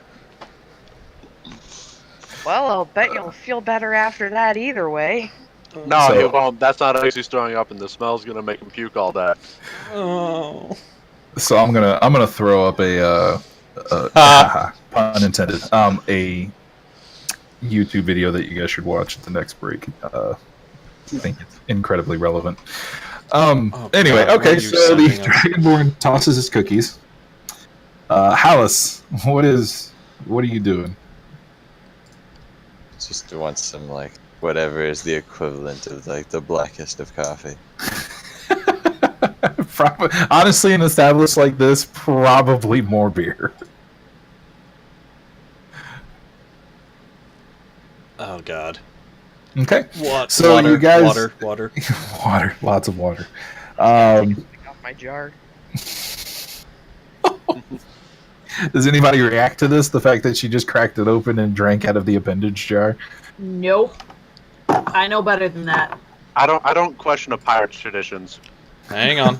I ain't a pirate. Are you making another constitution? Okay, I succeeded.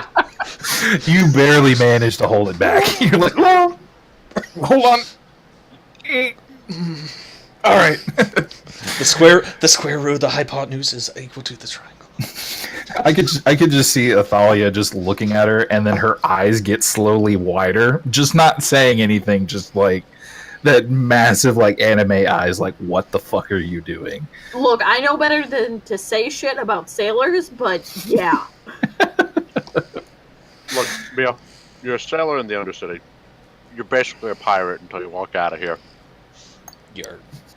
Yar. I'm a reputable, or whatever the frick you fancy folks say, salesperson, thank you very much, and salvager of goods left behind by those who have vacated the premise of their ship. Thank you. You know, we got those down here too. They're called smugglers. Precisely. If you prefer the simple language. I mean, to be fair, the American Revolution started because they cracked down on smuggling. All right. Well, that was a nice bit of role playing.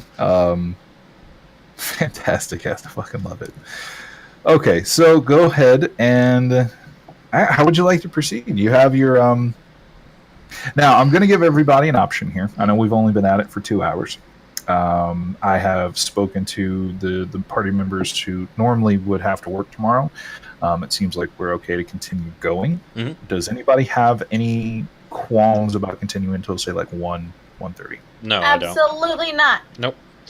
Just I have to go pee right now, so I will... Okay, so let's go ahead and take a 5. Maddie, Garrett, anything with you guys? I'm fine. I'm good. Okay, all right. Well, let's take 10 then. We'll be back and get back going. We'll just say even 12:10. We'll start it again. I got to turn my AC on, man. It is hot. Yeah, Sure. surprisingly On enough, my jar. it's cooking out tonight. It's so weird. It's the last 2 days has been absolutely like frigid at night, and then all of a sudden it's like, oh yeah, no, by the way, go fuck yourself, Michigan. Climate change, it's a bitch. Look, I'm gonna ignore all of you and eat my salad and my pizza. Because I'm a fat kid. Got both. I'm just watching your cats beg for scraps. Give them lettuce. See how they like I'm it. watching my cat try and play with the comic book, but he knocked on the ground. So take this moment and watch the Dick Figures video. The what? That's what it's called, Dick Figures. I don't know if that's entirely appropriate for a stream. That's why we're not going to watch it on the stream. It's actually a pretty funny animated series that was out for a while. Josh, did I show you? Josh, we watched this. He's not here. Oh, yeah, that's right. He walked to go to the bathroom. Dingus. Really? Hearts of Iron? What?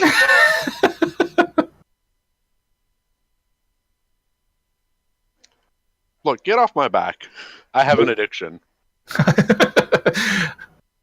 I have a fever. The only Quit prescription. anytime I want. Oh man. Oh, You just can't excuse wait me. to, you just I'm can't wait to sorry. play as communist France. I came back to say hi, guys, and I had other plans apparently.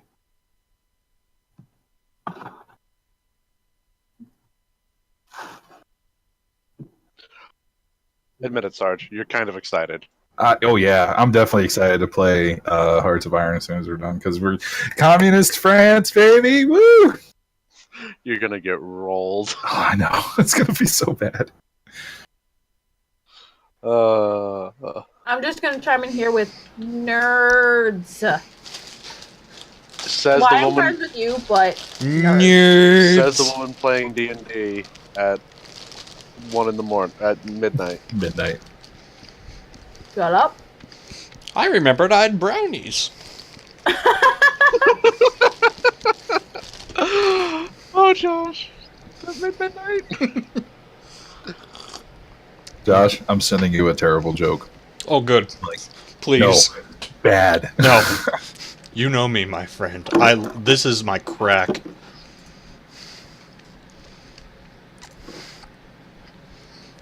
Why is Sarge giving Josh crack?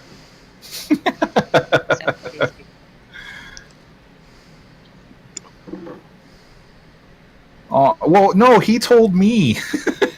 He told me he wanted to play. I didn't do anything. Shush.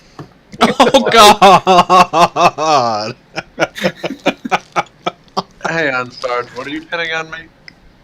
Oh no, Lexi just posted in chat that John is mine tonight. You get him tomorrow, Sarge. Sarge only gets sloppy seconds. Yeah, basically. I'm kind of okay with that. We're all God's children in the dark.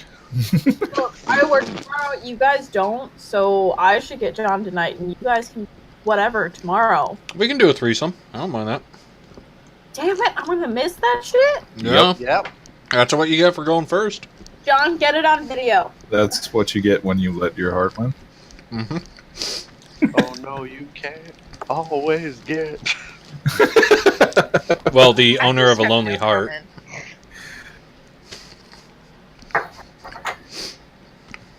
So I. Some cake.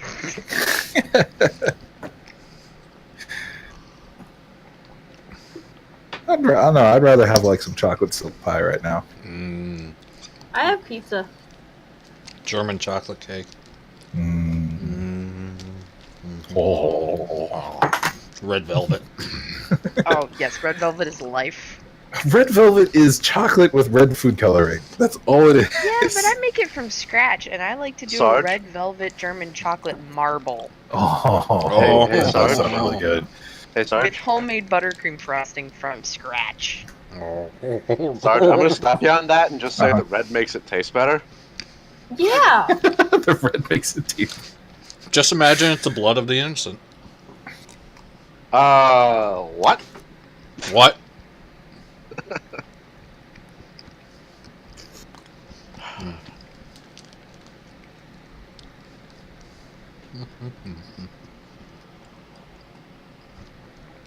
So if any of you guys are in Ohio on the 7th of October, my school is hosting an anime convention for one day for $5. What? Where are you? What are you talking about? We don't like Manor, anime. Ohio. Hold on, I gotta like. Where is it? It's Lakeland Community College. It's NeonCon. Of course it is. YonCon. I'm not even looking at my schedule. I can tell you right now. I will.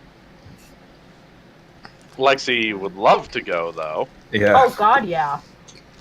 I'm actually running a panel at this thing. Science Club's doing a table at it. We're doing raffles, and I'm working with the anime club. Stop and it's making me want to crazy. go more. What do you, I know, What are you right? talking about? We don't like anime here. know, Who do you what? But think if this you is? do come, Science Club is doing our dice weight checking, so we check dice weight and accuracy for you. I could bring my meteorite die. That's who sent that to me. Whoa, What? now, Sarge. Okay, so I did that Saraha app thing, Oh god. and there were two that were absolutely hilarious, and I loved it because it gives, it's obviously that anonymous messaging service where they're like, say something nice about this person. Oh no! Like, ah, screw it, whatever. And so the first one that I got was leave a constructive comment, because that's what it says. And so they tell me how to put a miter joint into building like a desk. And they're like, oh yeah, by the way, you're a cool person too, because it's construction related. I thought it was hilarious. And then the other one was, if you weigh your dice in a saltwater brine, then you will see what the heaviest number will float to the bottom, and you can check the balance of the dice. And I'm like, I love whoever posted this, and I can't figure out who it is. Guilty. So And as soon as you there's said an that, I'm error like, inclusion. ew. The error inclusion will float to the top of a dice, which will show you if it's weighted to more likely land on that number. Oh, Other that than was, this is you need a shitload of salt. I That's really the need. salt. Make a brine in a.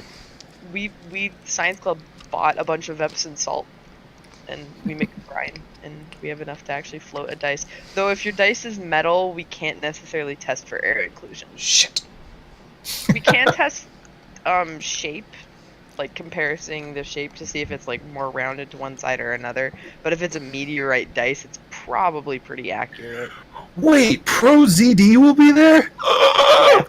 What was that? What was that noise? What was that pterodactyl They're noise? doing like it's for an additional $5. You'll be able to do like a candy tasting thing with him.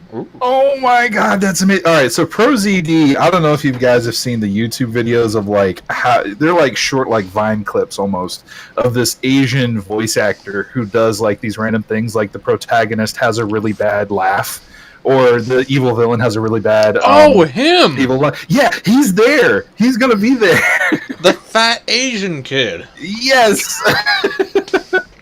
You're welcome. You nerds. Oh, I love that guy. He's everywhere. You Club can't may not have be on paid any partially social for that. media and see him. Who? Fat Asian kid who does little like vines about and like impressions. Oh, that's amazing. Yeah, not Next ringing a year- bell. I also Next done year, that. you got to let me know when they open up panel suggestions, Maddie, so I can submit all of my RPG panels. I think they might have already closed out panel submissions, but let me know. I happen to know the chairs, and I know the panel chair, so we can see, because they're looking for more stuff they might be interested in. Oh yeah, I will totally do it. I love doing my. And she's got we're- dirt on him. I signed up for. Science Club Yoma? may have dropped $300 to help pay for the convention, which was equal to the same amount that the school bank offered. So There you I go. have the con by the balls. There you go. go. Yeah, I think I submitted all of the panels to By the balls, Cheryl. OhioCon, so I'm gonna try and get it there too. Oh, OhioCon. Are we still gonna play some Shadowrun there? I hope so. I would love Okay, to get good. Swayed back I out. hope you guys have fun. I'm gonna miss you. When January. I know it's in winter sometime. I always forget when though. Okay. Since we're 3 minutes over, I will dock you all 3 experience points. What? Fuck you. I've been here and ready. Yeah, you're the one talking off topic. I know. It's a joke Brownies. because we don't actually have experience points, remember? Can you shut up? All in favor of a table revolt? No. What? I stay. Damn. I'm sorry. I stand with the old guard Yeah. I'm that's loyal. boy. until you. You know what, Josh? You get those 3 experience points. Yes. Gotta reward loyalty. Yeah, Look, I just until like you. revolutions. I'm just here for the revolution. I don't really care what it's about. Yeah, exactly. I'm sorry. I've read enough history to know. No. Anyway, all right. So you guys are kind of doing the hair of the dog thing at around noon. How would you like to move forward with your second item? The searching for the prospector Philbus Gethall. Well, we need some we need some spelunking equipment, don't we? Maybe. A little bit. Of You this. really don't know where he went. Oh, that's true. You just know he hasn't come out of the Undercity. We could ask whoever he worked with. That's a good Okay. idea. We might need to start doing some investigation around the area. See who's seen him, when they've seen him, where they've seen him. Sounds like a good plan to me. So, make your rolls, ladies and gentlemen. Investigations will get normal. Normal rolls, and we'll see if anything else grants you advantage or disadvantage. Also, explain to me how you were going to use those rolls to figure out. So let's get into that habit now. Tell me Okay. why you're using the skill that you're using. Well, he knows. I was gonna say, does investigation need an explanation? It just how you're going about it, Oh. more so Oh, than that- anything. Try and talk to people? Okay, any particular people? No. So do you're you just mean gonna walk up to particular random person. people? You there, small child! Just anything, Sorry, it's, would I know some people that he would have worked with? You know, the miners and whatnot? yeah, you do know that there is a group, a loose group of prospectors. They're scattered, but you could certainly ask to see if they know anything. I would look for the places he would get this information to, who would buy the information or buy the materials he digs up. Oh, are you suggesting a particular other set of lizard folk that you shouldn't know? Maybe, maybe not. Yeah, if you would like to roll investigation for that, go for it. I would like to look forth to it. Fourth to So, it. I'm Yep. not accosting random people in the street. Can I just, like, ask random people in the shops? Yeah. Okay. Is there any place in particular that you're kind of focusing your efforts, like where they would sell ore or runes or things like that? I mean, maybe if I'm thinking logically, but I'm also sleep deprived, so probably not. But I got Okay. a 20! You got it. All right. Am I rolling normally or with advantage? You're rolling normally. Darn. Um, Oh, yay! Should I roll again? I'm No, better than you're you. I'm better than you in Well- every way. Well, yes. I mean, we all knew that, but Because Hallis, I have tits and you don't. I know. Hallis, how would you like to contribute? I'm still thinking. All right. Okay. We still have Varys then and Bia.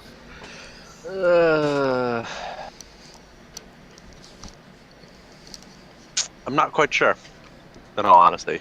Okay. Is there something that you're tossing up between, or just having problems just coming forth with it? Coming forth with it. Okay. Well, you could use your folk hero status. Actually, we have inspiration. You guys should all have 1 point of inspiration as well. Oh, there we do. Yeah. With which to turn it into either turn a disadvantaged roll into an advantage, or a regular roll, or a regular roll into an advantage roll. Just again, kind of describe to me what you're doing. In this particular case, if you would use that, you would say, "No, I know of this group of people who might know more information than the regular average Joe." So you would be able to roll investigation at advantage. I might investigate around the actual like mining area, like asking other miners and stuff. Okay. Could Yeah, absolutely. I use that inspiration to see if I can find one of my contacts? Absolutely. Okay, I will roll that again then. And that is investigation. Just roll again. Nah, okay. Okay, Bia. Think of anything? Well, what would your character know about something like this? Goodbye, inspiration. I wouldn't know much about prospecting, but if he's selling information, I might know good places where scuttlebutt, is freely traded. He's Go to also, those places. to remind everybody, he is also known for his unique stance on machinery. He's one of the few doors that uses modern machinery in his craft. He's also kind of a sellsword. He'll work for anybody, doesn't matter what it is. So most likely he has some kind of criminal contacts if you look up that particular alleyway. Do I know people who I might sell my less than well-documented products to in this city? Could I go ask them about it? I think you absolutely would know a couple of those people. So, investigate normal disadvantage? Yeah, it would be at a normal investigation. Believe that's everybody. 1, 2, 3, 4. Oh, no, we need one more. I was be gonna Varys. toss around my folk hero status. Okay, so Maybe go ahead and take it. persuasion. Okay, so persuasion. We'll go ahead and say that that's an advantage then. Okay. All right. Bam. Okay, so Hallis, you're trying to piece together what you can. It's just not coming together for you. Either you're asking the wrong people or not asking the right questions. It's a little bit frustrating because you feel like a few of them are stonewalling you.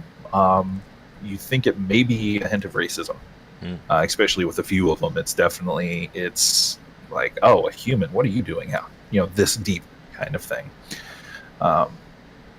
So you do manage to come back. You haven't gathered much information as far as that goes.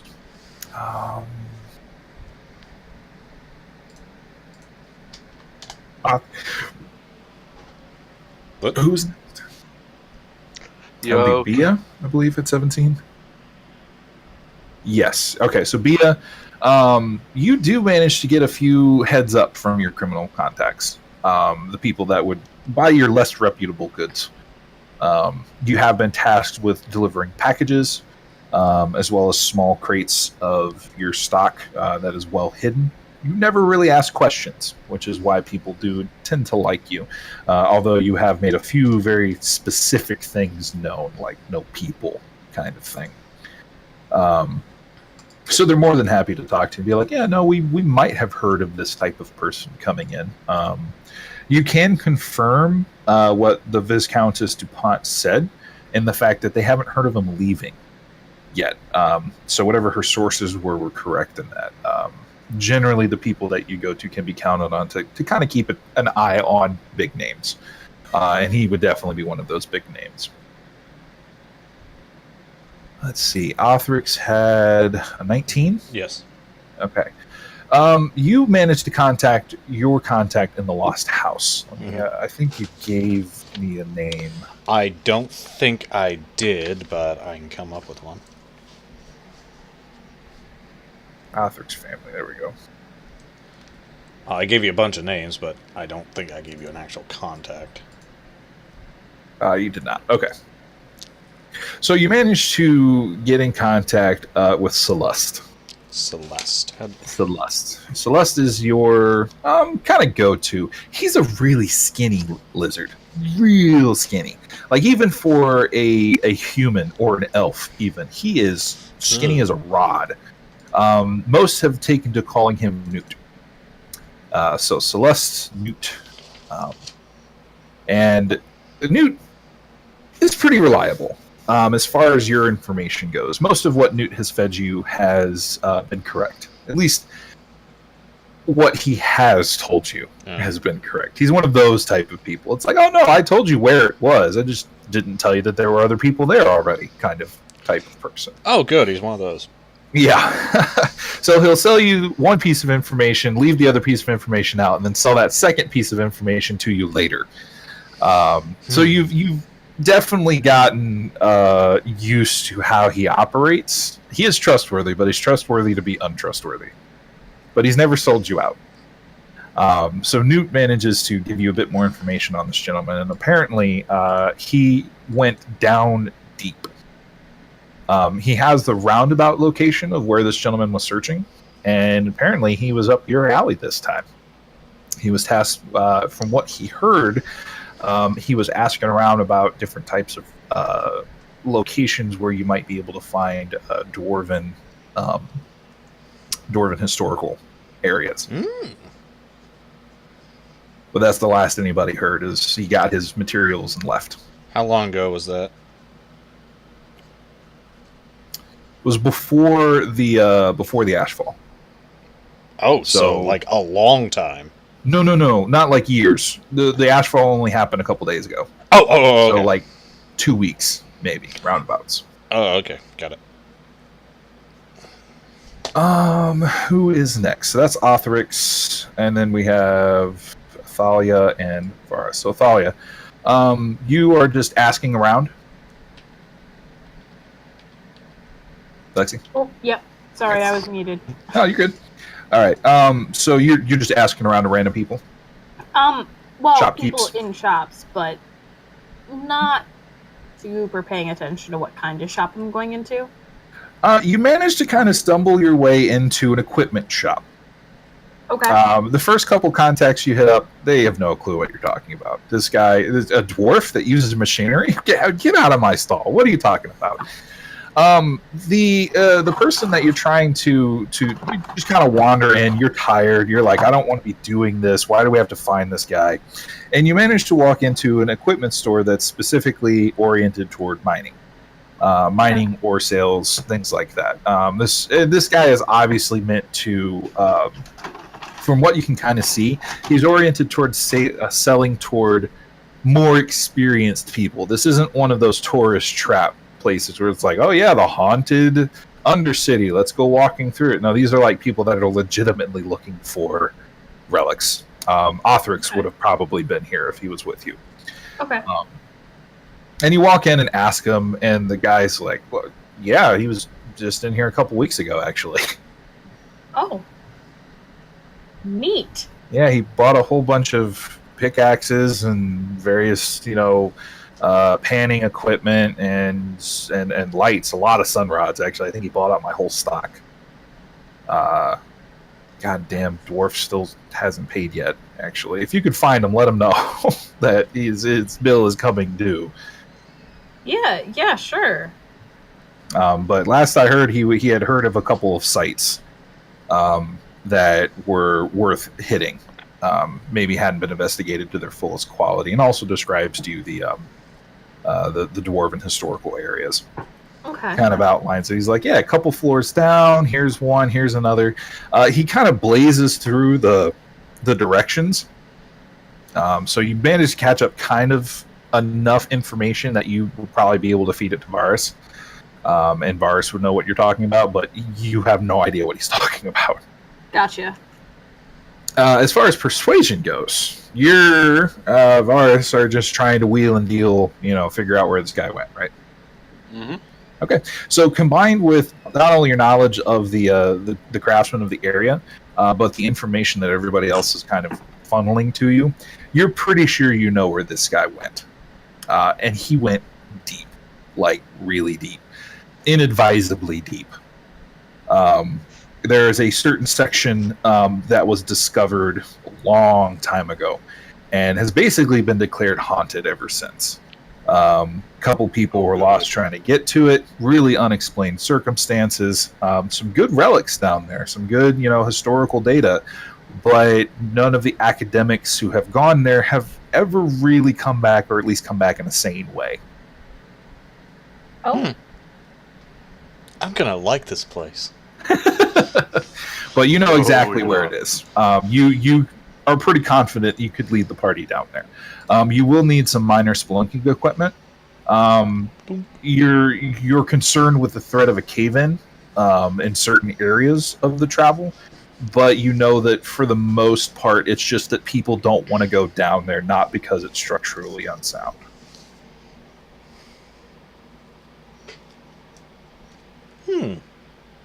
So congrats, guys. That was a really good skill check. Neat. I did the you have to pass a certain amount before you fail a certain amount skill challenge, and you guys knocked it out of the park. Yay. Yeah, I was the only one who did terrible. Welcome to my life. All right. So you guys know where it is. How would you like to go forward? Specifically, your spelunking equipment is covered by the Sophie Dupont. Is healing potions covered on this? Healing potions are not considered spelunking equipment, no. Damn it. I mean, down here you could maybe get them considered that, but you'd have to work pretty hard at it.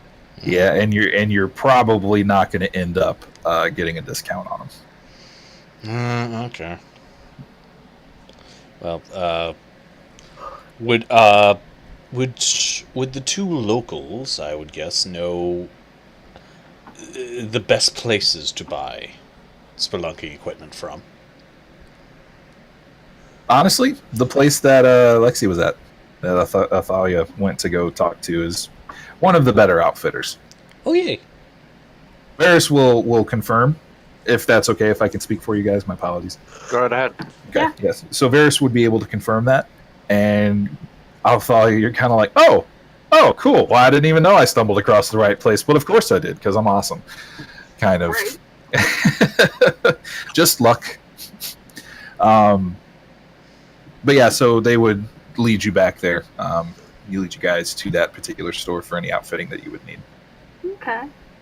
So everybody will get +2 bonuses to any type of athletic checks. Ooh.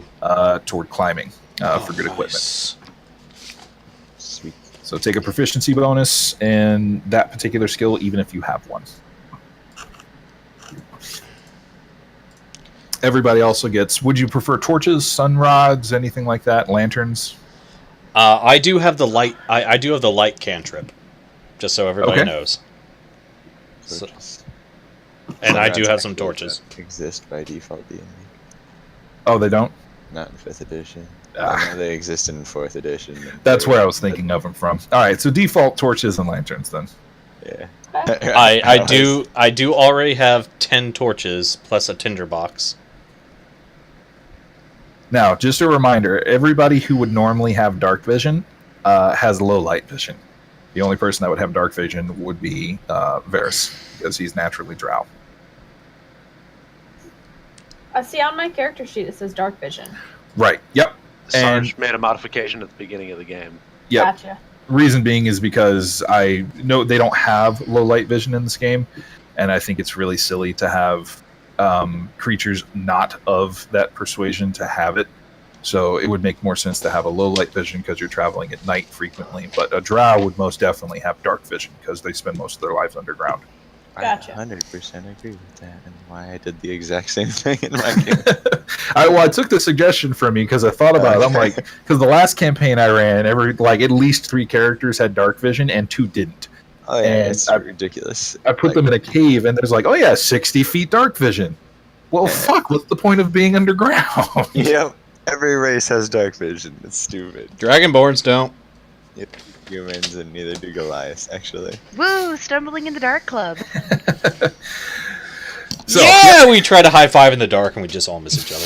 slap each other in the face. Well, no, you just slapped Bia in the chest because you would not reach her face. Oh boy. It's not gonna end well. Did you just slap my tit not on purpose? You owe me a drink for that. It was a nice tip. You smacked the jar. I feel it like that fell would on you. the Authorix would say too. It was nice. At least there's that. I'll get you that drink. It's more of a cup than a tit at this point, but All right. All right, so you guys are well equipped. You have proficiency bonuses in your athletics checks relating to spelunking. What else would you like to do? You guys gonna head out? Do we have... I mean, I have 10 days worth of rations. I don't think you're gonna be down there for 10 days. Okay, I'm just If we're down there for 10 days, We eat the we're lizard. kind of in trouble. If Varys has been knocked out and cannot guide you back out, that's the only reason. Okay. Well, I mean, I can't think of anything else. Oh, you're good to go. All right. Oh. So off you go into the wild blue yonder. Well, dark yonder. Does just checking, the spelunking equipment has ropes, right? Yes. Okay. Yep, they would. Never go anywhere without ropes. I Yep. really hope that spelunking equipment had ropes. Yeah, that would be preferable. Bob's discount spelunking gear. Is this twine? No. Maybe. No, it's silk rope. See, it's extra thin because it's silk rope. So It's ninja rope. It's thinner, so it can't be noticed.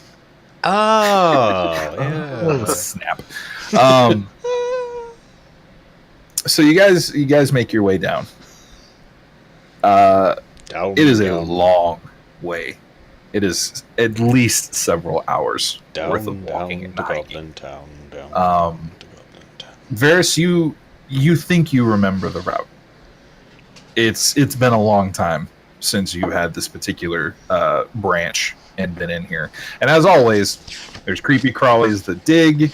There's different, tunnelers that have gone mad. There's, new tunnels being created. There's old tunnels being caved in. It's a shit show. It's a crapshoot.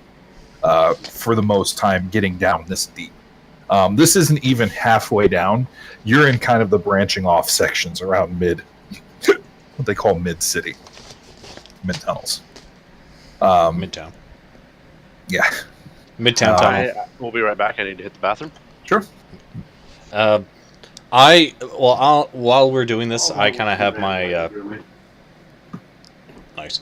I have my scale out kind of, and I'm almost using it like somebody would a compass, but like kind of moving it back and forth ahead of me. Hey, Sarge? Yeah.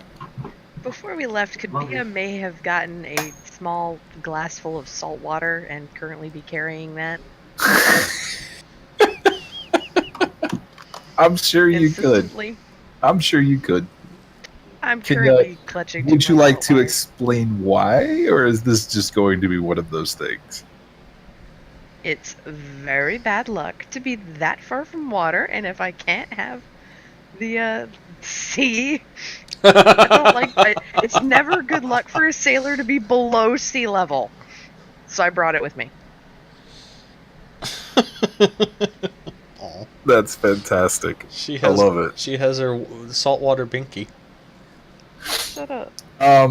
You can actually find a flask of it, so that you're not just holding a cup of water trying to walk around with a torch in your hand.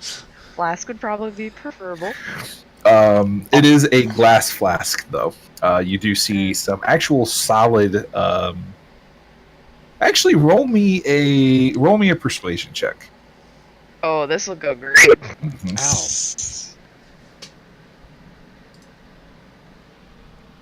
Ah, it did go good. Oh wait, That wasn't her roll. oh, I didn't see that. So I have a -2. this is gonna be great. Okay. So you walked into the shop insistent. It was an alchemy shop. Because surely of all people, an alchemist would have salt water. It is one of the bases of different types of potions. So you start haggling with the guy. It's very clear you don't know what you're talking about as far as potions and alchemy goes. And this guy takes a very small opportunity at your expense and goes into the back and comes back and insists that this is water from the foreign shore. Very special water to specifically counteract what's her name? Chris or the other one? The ocean goddess. Boy. Huh? No, that's the actual one. Hold on, I got it right here. Deities.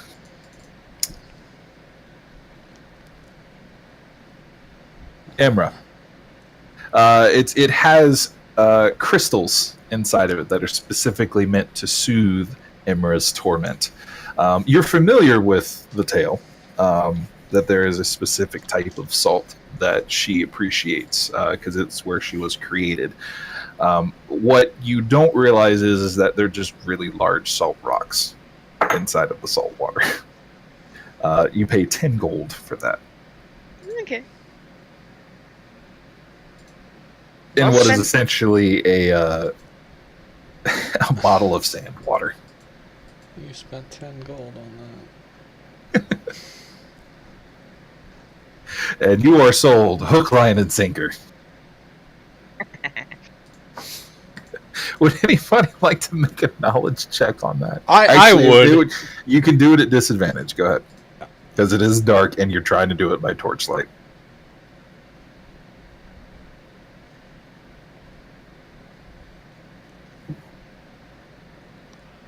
This game is fantastic. I love you guys.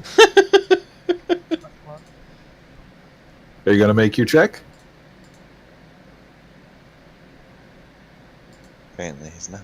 Apparently not. Oh, who is it? Me? You. Yeah, you Oh, want to do a knock. Oh, I'm sorry. I thought. Okay. Yeah, you want to do a religion, nature. What do you want to do? Probably nature, actually. Okay, and I'm sorry. What is the check for exactly? Just to see. To figure out what the hell is in the bottle. Okay. Yeah. No, you're Now rolling I it have at two disadvantage. bottles. Yeah. Come on.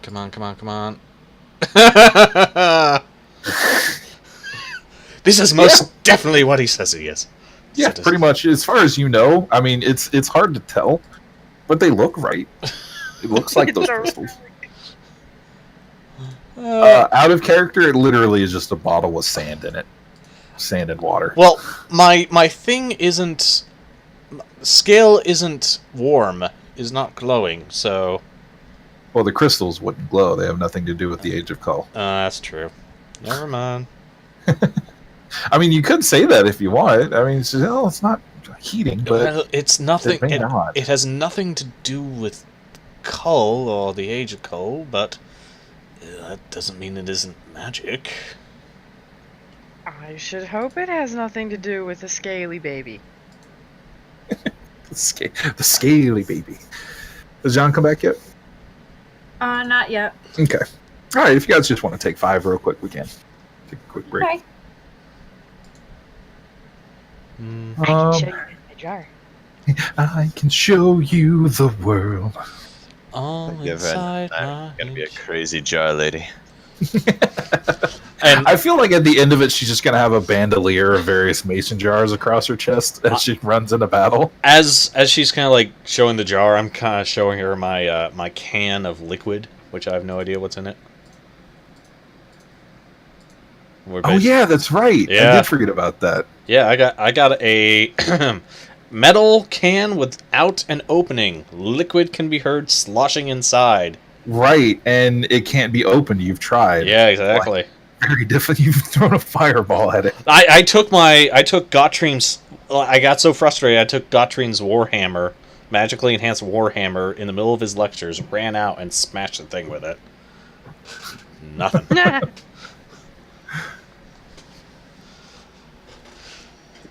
What was everybody's trinkets? Because I know, so that was Josh's, was the can with liquid in it.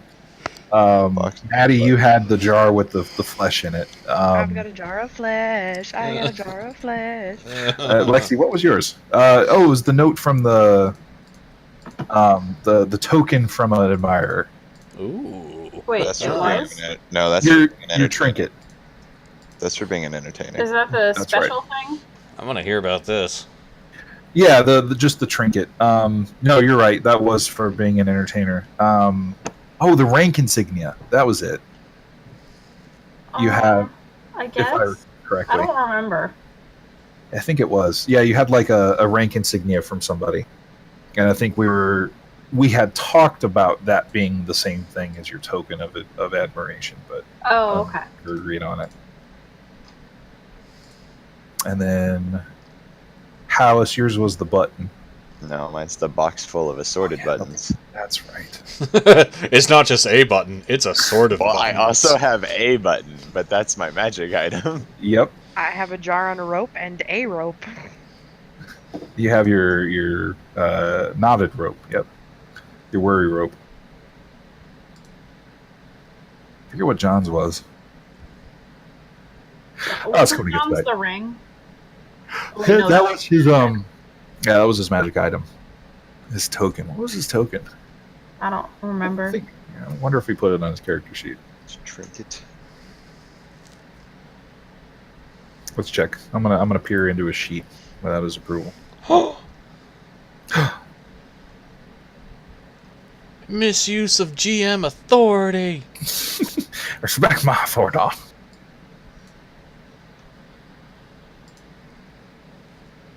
That's a good question. Wolf Knight, somebody who's watching the stream, actually asked Garrett if you keep the magic button in your box of assorted buttons. No, he has it on his highest color button. That's unfortunate. Do you want to tell everybody about it, Garrett? Which one? The magic button? Yeah, the magic button. Magic button. It comes into play, I'll tell people about Okay. it. Oops. What have you done? Clicked my number of electrum pieces on accident. Well, we're boned. I have 0 electrum, just so everyone knows. That coin that no one uses. Ever. Because everybody just converts all of it into gold anyway. Yep. Is that We're like? gonna make a special type of gold that can't actually be spent anywhere because it's a relic. Is that what it is? I just thought it was Yeah. a weird breakdown. No, electrum is dwarven. Dwarves use electrum. Oh. It's 5 silver. Yeah, I was looking at that. That was weird. It's so weird. Yeah, it's a 5 silver piece. So it's like real world currency. They just made this game very relevant. It works well if you're using silver standard. If you're using a silver standard system, then electrum actually has a use.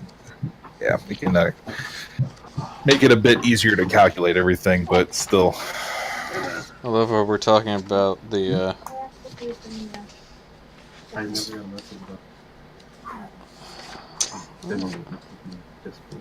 What was I looking up? Oh yeah, you're right. Yeah, 1 copper. It's worth 10 copper. It's worth 5 silver pieces. Yeah, that's weird. Alright. Just stick it in there. Crap, that's what I wanted to look up. What did you want to look up? Just something. What do you mean something? Nothing. You know. You'll find out. No, thank you. No, we are. Oh man. Oh, where are you going with beards all a-wagging? No, no. All right. When everybody is back to it, if everybody could make me a Constitution check, please. And we're back. Constitution save, I should say. Oh, a save. Save. Bam! Look at that.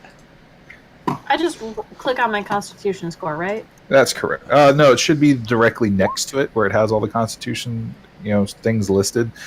There should be a save area. Save. Saving throws. Oh. So directly underneath your proficiency bonuses. Oh, thank God.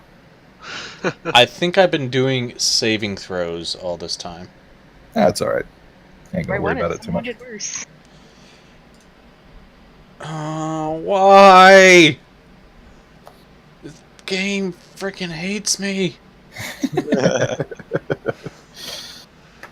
DM, Yes. can I do the I have a thing name. with my thing? Sorry. Don't call him by his name. Don't let him think he's people. Mr. Can DM. I use my magic item to give Authorix a little bit of luck today by smacking him on the Absolutely. shoulder. Go for it. So advantage, because I'm just gonna kind of walk up to him and just hold the jar near him. No. My hope is that he's already puked it all out already. And before authors puke in your jar. Okay, I'm just kind of like leaning away as she's bringing it closer to me. Ew, don't let it touch me. Don't let it touch me. Okay, so rolling Constitution again. Please, God. That's better. There we go. It's something. Something ain't nothing. People need people are the luckiest people in the world. Okay. Who made under 10? No one. Okay. That's all You're I all rolled Thanks. exactly a 10. Thanks to lovely Thalia. Thank you.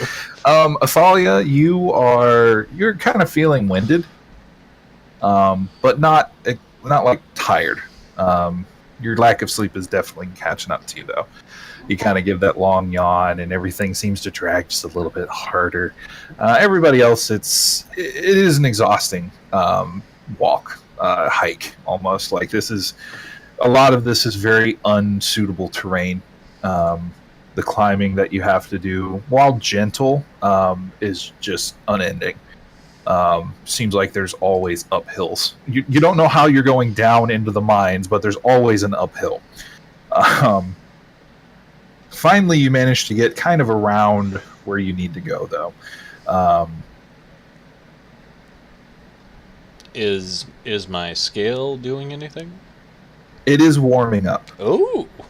It's just kind of lukewarm right now. Hmm. Between your scale, everybody's kind of listening, making sure they're going in the right direction, and Varys' knowledge of the area. You guys managed to kind of fuddle your way through. Varys, you know that for a fact that there have definitely been some tunnels that have collapsed since you've been down here last. But it's been years, so that's kind of expected. But you do manage to get in the general area. Everybody make me a perception check, please.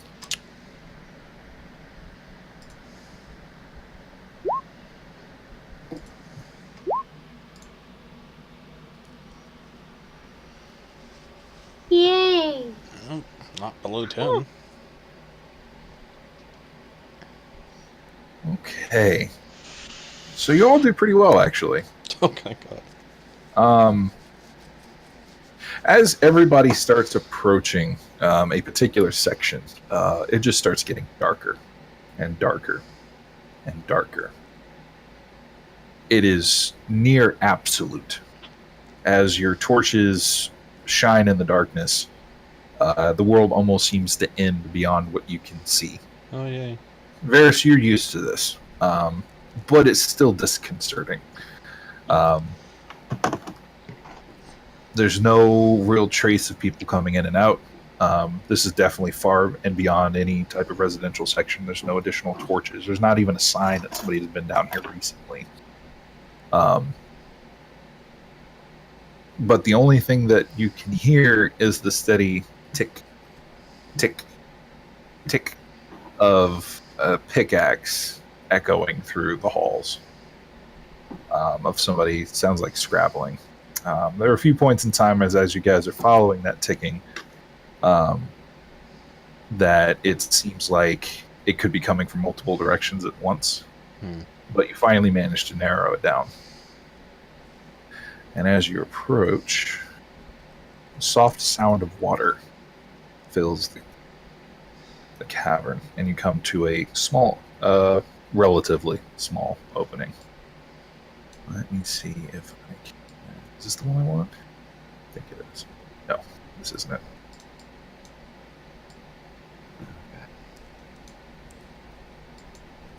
Change the color representation. What's up? What'd you say, Gareth? No, you changed the color representation of the things above the tokens. Why did my health revert? Oh, I should have just nixed them, honestly. Oh well. Yeah, it should be 0. There we go. Yeah, because I don't like the red bars blocking each other out, so I just nixed it out. Okay. So you guys kind of hear the small flow of what sounds like an underground stream. It is dark. It is dark as hell. But you do see some flickers every now and then of what looks like a soft light coming from this area over here. You also see a campfire, burning embers, struggling against the darkness surrounding it. And the ticking just gets louder. Can everybody roll me initiative, please? Oh, shit. How do I do this again? So you should be able to open up your character sheet and then click on the initiative. Click your token, then click initiative. Yes, thank you. Oh. Which one is initiative? Top center, above the death saves. Just mine has like a 12 in it. Does that mean anything? Wait, are you clicking on your token? Oh, okay, so click on your token, then go to your character sheet. Oh. Yeah, you just have to I make see. sure your token is selected. Not bad. Oh man, I've been using an alternate initiative system where the lowest goes first, and so all these low rolls, I was like, oh man, everyone's rolling great, and then I'm like, oh wait, that's not how this works. Oh no. Oh no. Oh no. Oh no. Okay, so, Athalia, you will be going first. What would you like to do? Now, we are going to be following the standard move action free, move standard free kind of setup for this. So you get to make a move action, you get to declare that you're doing something, and then if you have anything like pulling out a sword, interacting with an object within reason, that will count as kind of your free. Well, how many setup. squares can I move? That should be, yeah, it should be your speed in squares. Right, I don't know how big the squares are. I forgot. 5 feet. 5 feet? Yep. Okay, so I should have... Yeah. What else got high enough? There. Okay. And I'm just gonna wait. All right. Would you like to make any type of perception checks? Yeah. Go for it. Do I get any kind of advantage or disadvantage? What are you trying to perceive for? I'm just trying to see what's around me. Okay. Go ahead and make a perception check at disadvantage for anything past the torchlight. Okay. Oh, yeah, no. Okay. You can hear the stream. You know it's nearby. You can kind of see that there's like a small step off here. It's not even 5 feet. It's just a small step downward. You can kind of see that the cave continues onward, downward in this direction. You also see a little outcropping here, but you don't know what's in it. It's dark past that, and the flickering of the torch doesn't help against the rocks. Gotcha. All right, next will be Othrix. All right. I'm kind of. You said there was like she could see a little alcove up here or whatever it is. Okay. I am going to move then. Okay, I'm just gonna. Yeah, I do have to move around that rock. Oh, that's a rock diagonals right in are not front of me.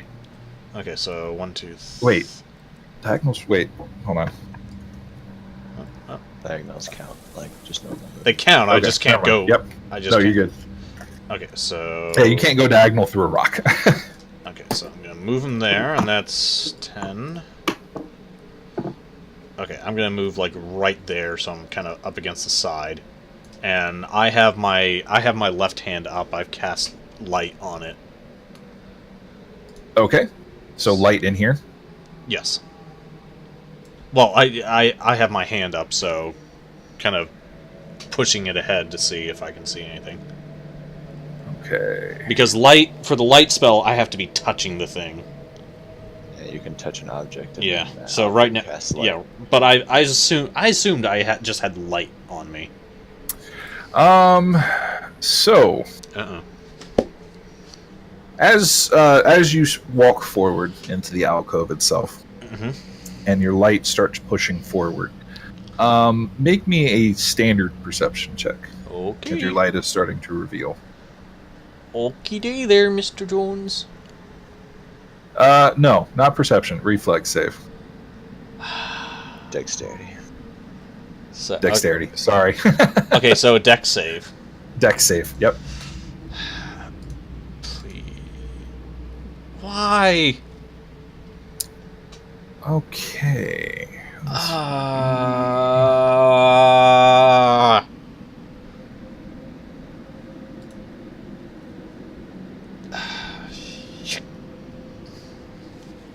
All right. So as you walk forward, there's nothing directly in front of you, but you hear a small tick, tick, tick, tick, tick above you. Oh. And as you kind of look up, let's go ahead and move these. You see the glint of your light off of bronze. What? Lots of bronze. What? And suddenly, as the light fills the cavern, you realize that there are 8 legs of bronze. What? With a very large syringe in the front of one of them, currently acting as like a mining pick. What? And the two things look at you and leap. What? So you will be taking 4 poison damage. Ouch. Do I have to roll a Constitution save for that? Nope. That's what the dex save was for. That's what the dex save was for, to prevent from being leapt on by the... Well, I meant you said poison damage, so do I have to... Yep. Not in this case, no, because they land on you. The reflex save was to get them off. Oh! And Oh, to prevent shit. yourself from being hit. I start cursing heavily in Draconic right now. Alright, so everybody is aware that that has occurred. And we will... So you suddenly just see Othrix start swiping at himself as these spiders start crawling all over him. These 2 spiders. Basically, any spare cloth that he has, he's being used against him. Hallis. Shoot. Run up over there beside him. Thank you. Okay. See if I can give him a little bit of assistance. Alright. How would you like to assist him? Let's fucking stab him, spider things. So you're going to stab the spider thing while it's on him. Well, no. Actually, no. Actually, I'll bash it off with my shield. Okay. Do that after I make an attack. Okay, go for it.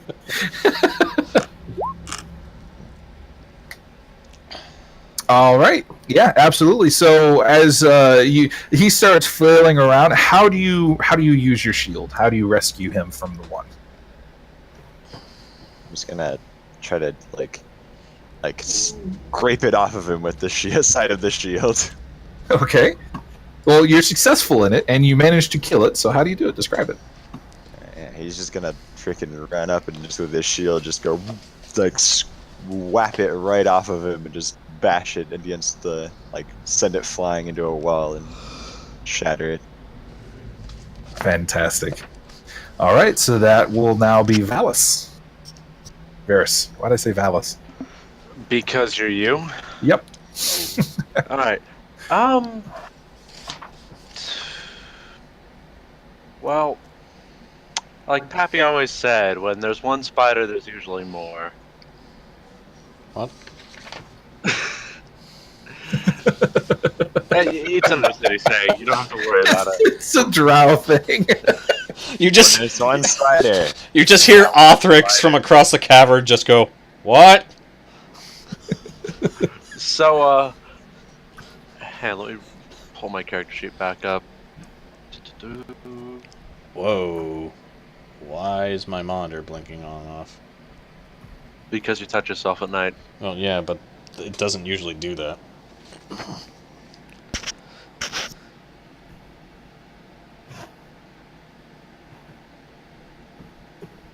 I'm actually going to put out some dancing lights.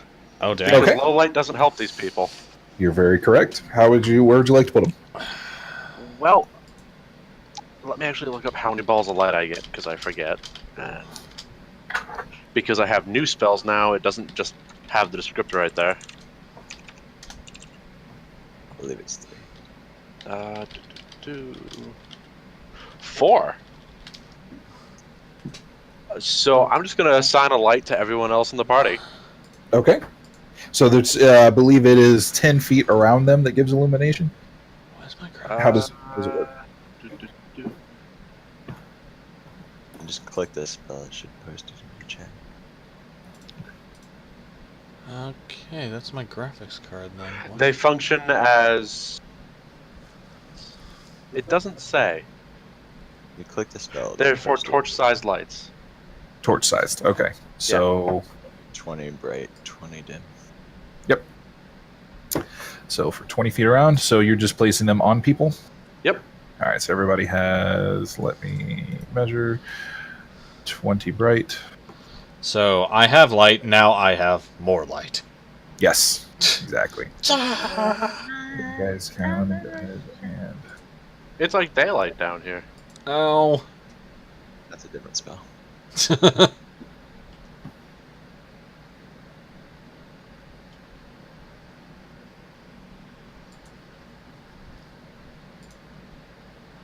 Okay, so as the area reveals itself, polygon reveal. There we go. Thank you. As the area starts revealing itself and the dancing lights start glowing, you hear the ticking of those little tiny pickaxes start to increase and fill the area. Whatever was in here is now well aware that you're here. Oh, great. Yeah, it is. Hope it doesn't understand Draconic. I think that's... Does everybody hear that okay? Yeah. Okay. I can't hear anything, but What about now? I think it's just my browser being demon possessed again.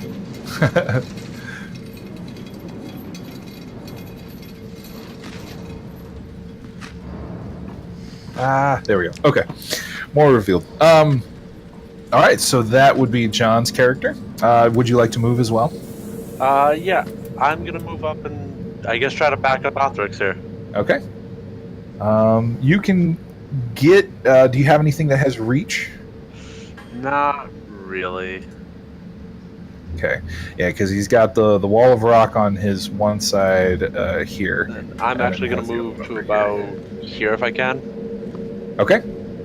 Back up the other person. right. Let's see.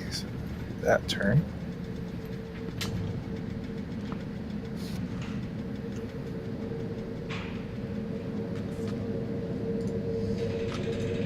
All right.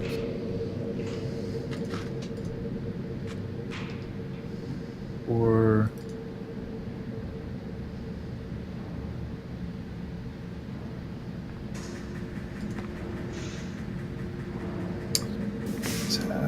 what's its movement? Sorry, guys, I'm kind of just moving things real quick. That's my okay. God. I'm just dying here. 6. Ah, it sounds like my pacemaker going off again.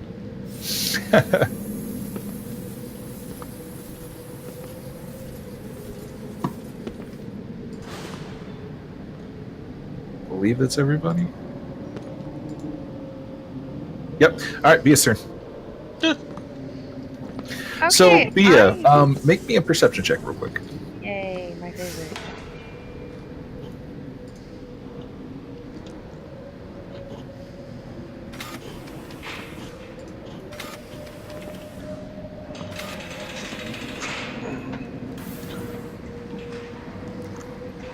Is music okay for everybody? Yeah. Like I can randomly hear someone whistle in the background every once in a while. All right. So with your 10, you hear the picking stop, the loudest picking. It's replaced by more of a Scrabble now. It's from several directions. Oh. You also hear the large sigh of like a hydraulic press. This coming from over here.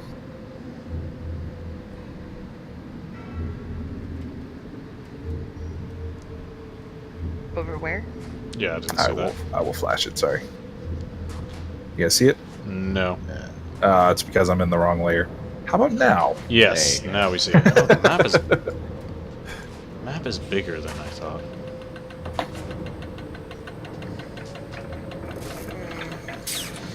Oh boy. Okay. I kind of don't want to look up. Oh, yeesh. Anything else I get from that, or just ready to?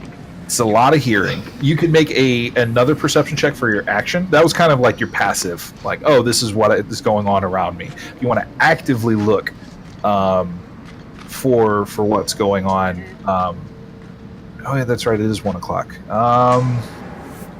Okay, so question for everybody. It's for everybody at the table. We can, since this is the kind of the start of the encounter, we can pick up with this next time. It is pretty late. It's 1 in the morning. Oh, yeah. But that is for everybody to decide. So Might not be a bad idea to stop here. Yeah, I think this is a I good vote place. bedtime just because I'm tired. Yeah, that's fun. Yeah, I do get a chance to sleep in a little bit, but not much. okay. So, Josh, you have church tomorrow, don't you? That I do. I gotta be on soundboard. Oh, good. Wake up early for church too. Okay. Yep. So we won't go on much longer. Well, not much longer. We'll end it here. Just go ahead and finish your turn, and then we'll pick up at the start of the initiative pass next I time. love being a bad Catholic.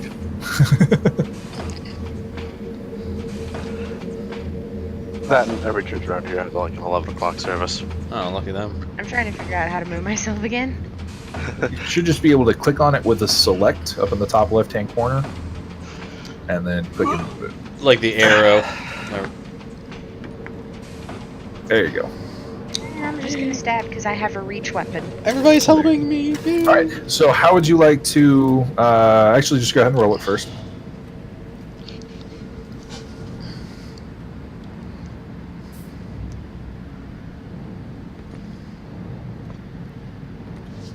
Oh, nope, definitely don't want to do that.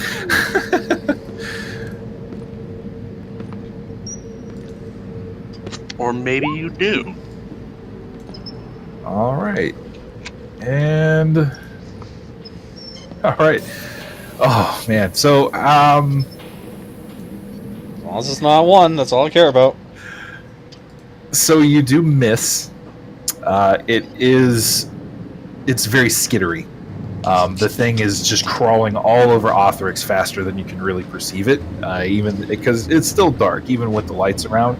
So you kind of bring your it's a pike, right? My apologies. Yep, boarding Yeah. pike. You bring your boarding pike around to try to scrape it off of them. All you manage to do is to hit Othrix upside the head with the wooden shaft. Whoops. I blame him. He moved. So you don't take any damage from it, but at the same point, it's pretty annoying to have a Goliath slap a wooden pole upside your head, even on accident. Quit flailing. Quit helping! Alright, so with that, we'll go ahead and end it here, pick it right up for next time. What did you guys think? Oh, it was fun. I liked it. Yeah, I had a good time. Yep, I know it's a lot of role playing. I know it's very heavy on the role playing, but that's something that I really like because for me, it's interesting to watch how your characters develop. No, I think it was Favorite part of the game. I think this was like the first. I think this was the first game we really felt comfortable getting into it. Yeah. I think. Yeah. Good. I'd say so. I like watching how your characters kind of get involved. Lexi, what did you think? I liked it. Good. If you guys want at any point, you feel like you're not settling into your character enough, you feel like there's more that you want to know or develop, let me know. I definitely got some questions I can ask and situations I can kind of put them through to help you get more comfortable. Feel free to use the A to A in character. I know we didn't spend a lot of time in the Foundation or the Tumbling Rocks right now. But if you guys want to role play through the Wake, or you want to kind of put your characters through any conversations, feel free to do it there. I'll pipe in with any NPCs that you guys might go through. It's awesome to watch, really. I know some of you enjoy writing more than others, so feel free to use that. Great work on your level ups, by the way. I really enjoyed watching and listening as you guys try to explain how these things came to be.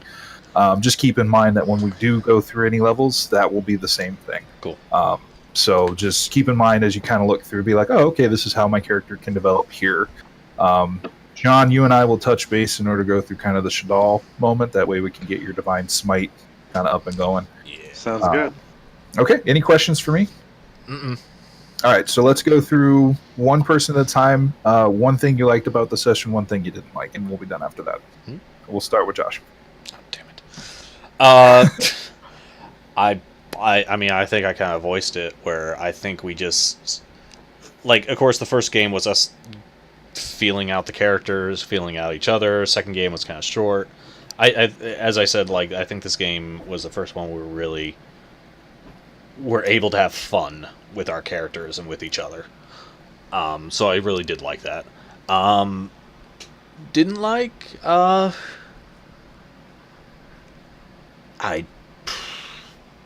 can't really think of anything right now. I don't like that it's so late that we have to stop. I would like to keep going. Yeah. Okay, Maddie? I really liked the character interaction, like, jar of flesh. And being able to play on my superstitions a little bit. I really enjoy being able to do that and not get, like, yelled at for derailing or something. One thing I didn't like, I am very sleepy now and it is late. Yeah. Keep playing because that would require taking you hostage. Yeah. Lexi? I don't know. I guess, like, my favorite.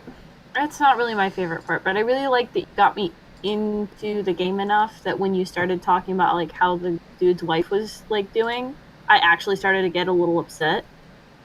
Oh, excellent. Like, not like super bad, but like enough that I was like, shit. And I think the general consensus is we're just sorry that we're tired, and that's the worst part, is that we have to stop now. Yeah. Okay, John? I was a little slow to warm up. Just that's something I'm trying to get over. It's been one of those. But I definitely got my footing near the end. Enjoying the game. Good. And Garrett? Oh, man. Yeah, I really like I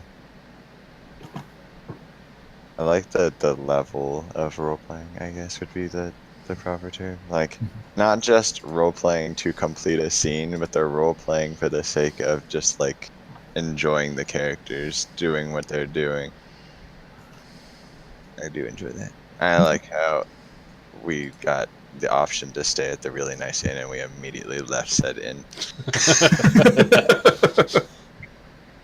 Well, I mean, it's all about where you're comfortable.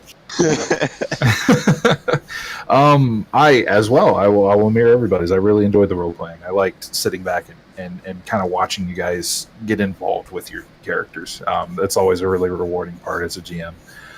Thing I didn't like, and the exact same thing. I really want to show you guys what I got up my sleeve, but we can wait for that till next time. We'll definitely have a combat heavy session next time. Cool. I not only have this, but a different encounter set up. I wasn't planning on getting through both of them, but next time we definitely should have some more, some harder hitting stuff, some more dice rolling. Feel free to continue the role playing through these combat sessions. I really like seeing it when you guys put those little personal flares. We're going to continue going with if you succeed on the roll, I'll tell you the result and you tell me what happened. But if you fail the roll, I tell you what happened. And we'll so if you succeed in killing the monster, I'll let you figure out how to do it, what it says. But if you guys go down or if something bad happens, I get to describe it. So just keep that in the back of your mind. I'm not, again, as with everything else, I'm not expecting everybody to be perfect at it. I'm not expecting everybody to come up with the most spectacular things ever, but you're trying, and I really appreciate that. And I think that's what's really is going to make this is what makes me excited to play. Come here and get this ready for you guys is listening to you guys get involved and excited. So, all right, on that, I'll call it good night. You guys can kind of scatter to the four winds. Stick around if you want. I know me and John are probably going to stick around for a bit and play some Hearts of Iron. My laptop's almost dead, so I should probably deal with that. Yeah. Yep. I've got to get I'm to gonna that. have a date with communist France. Yeah. All right, guys. Good night. You are dismissed. Have fun. I'll see you guys in 2 weeks. Same bat time, same bat channel. All right. And All right. good night, everybody on the stream. Thank you, Wolf, for watching. It's always good to have you. Good night. Good night. Night.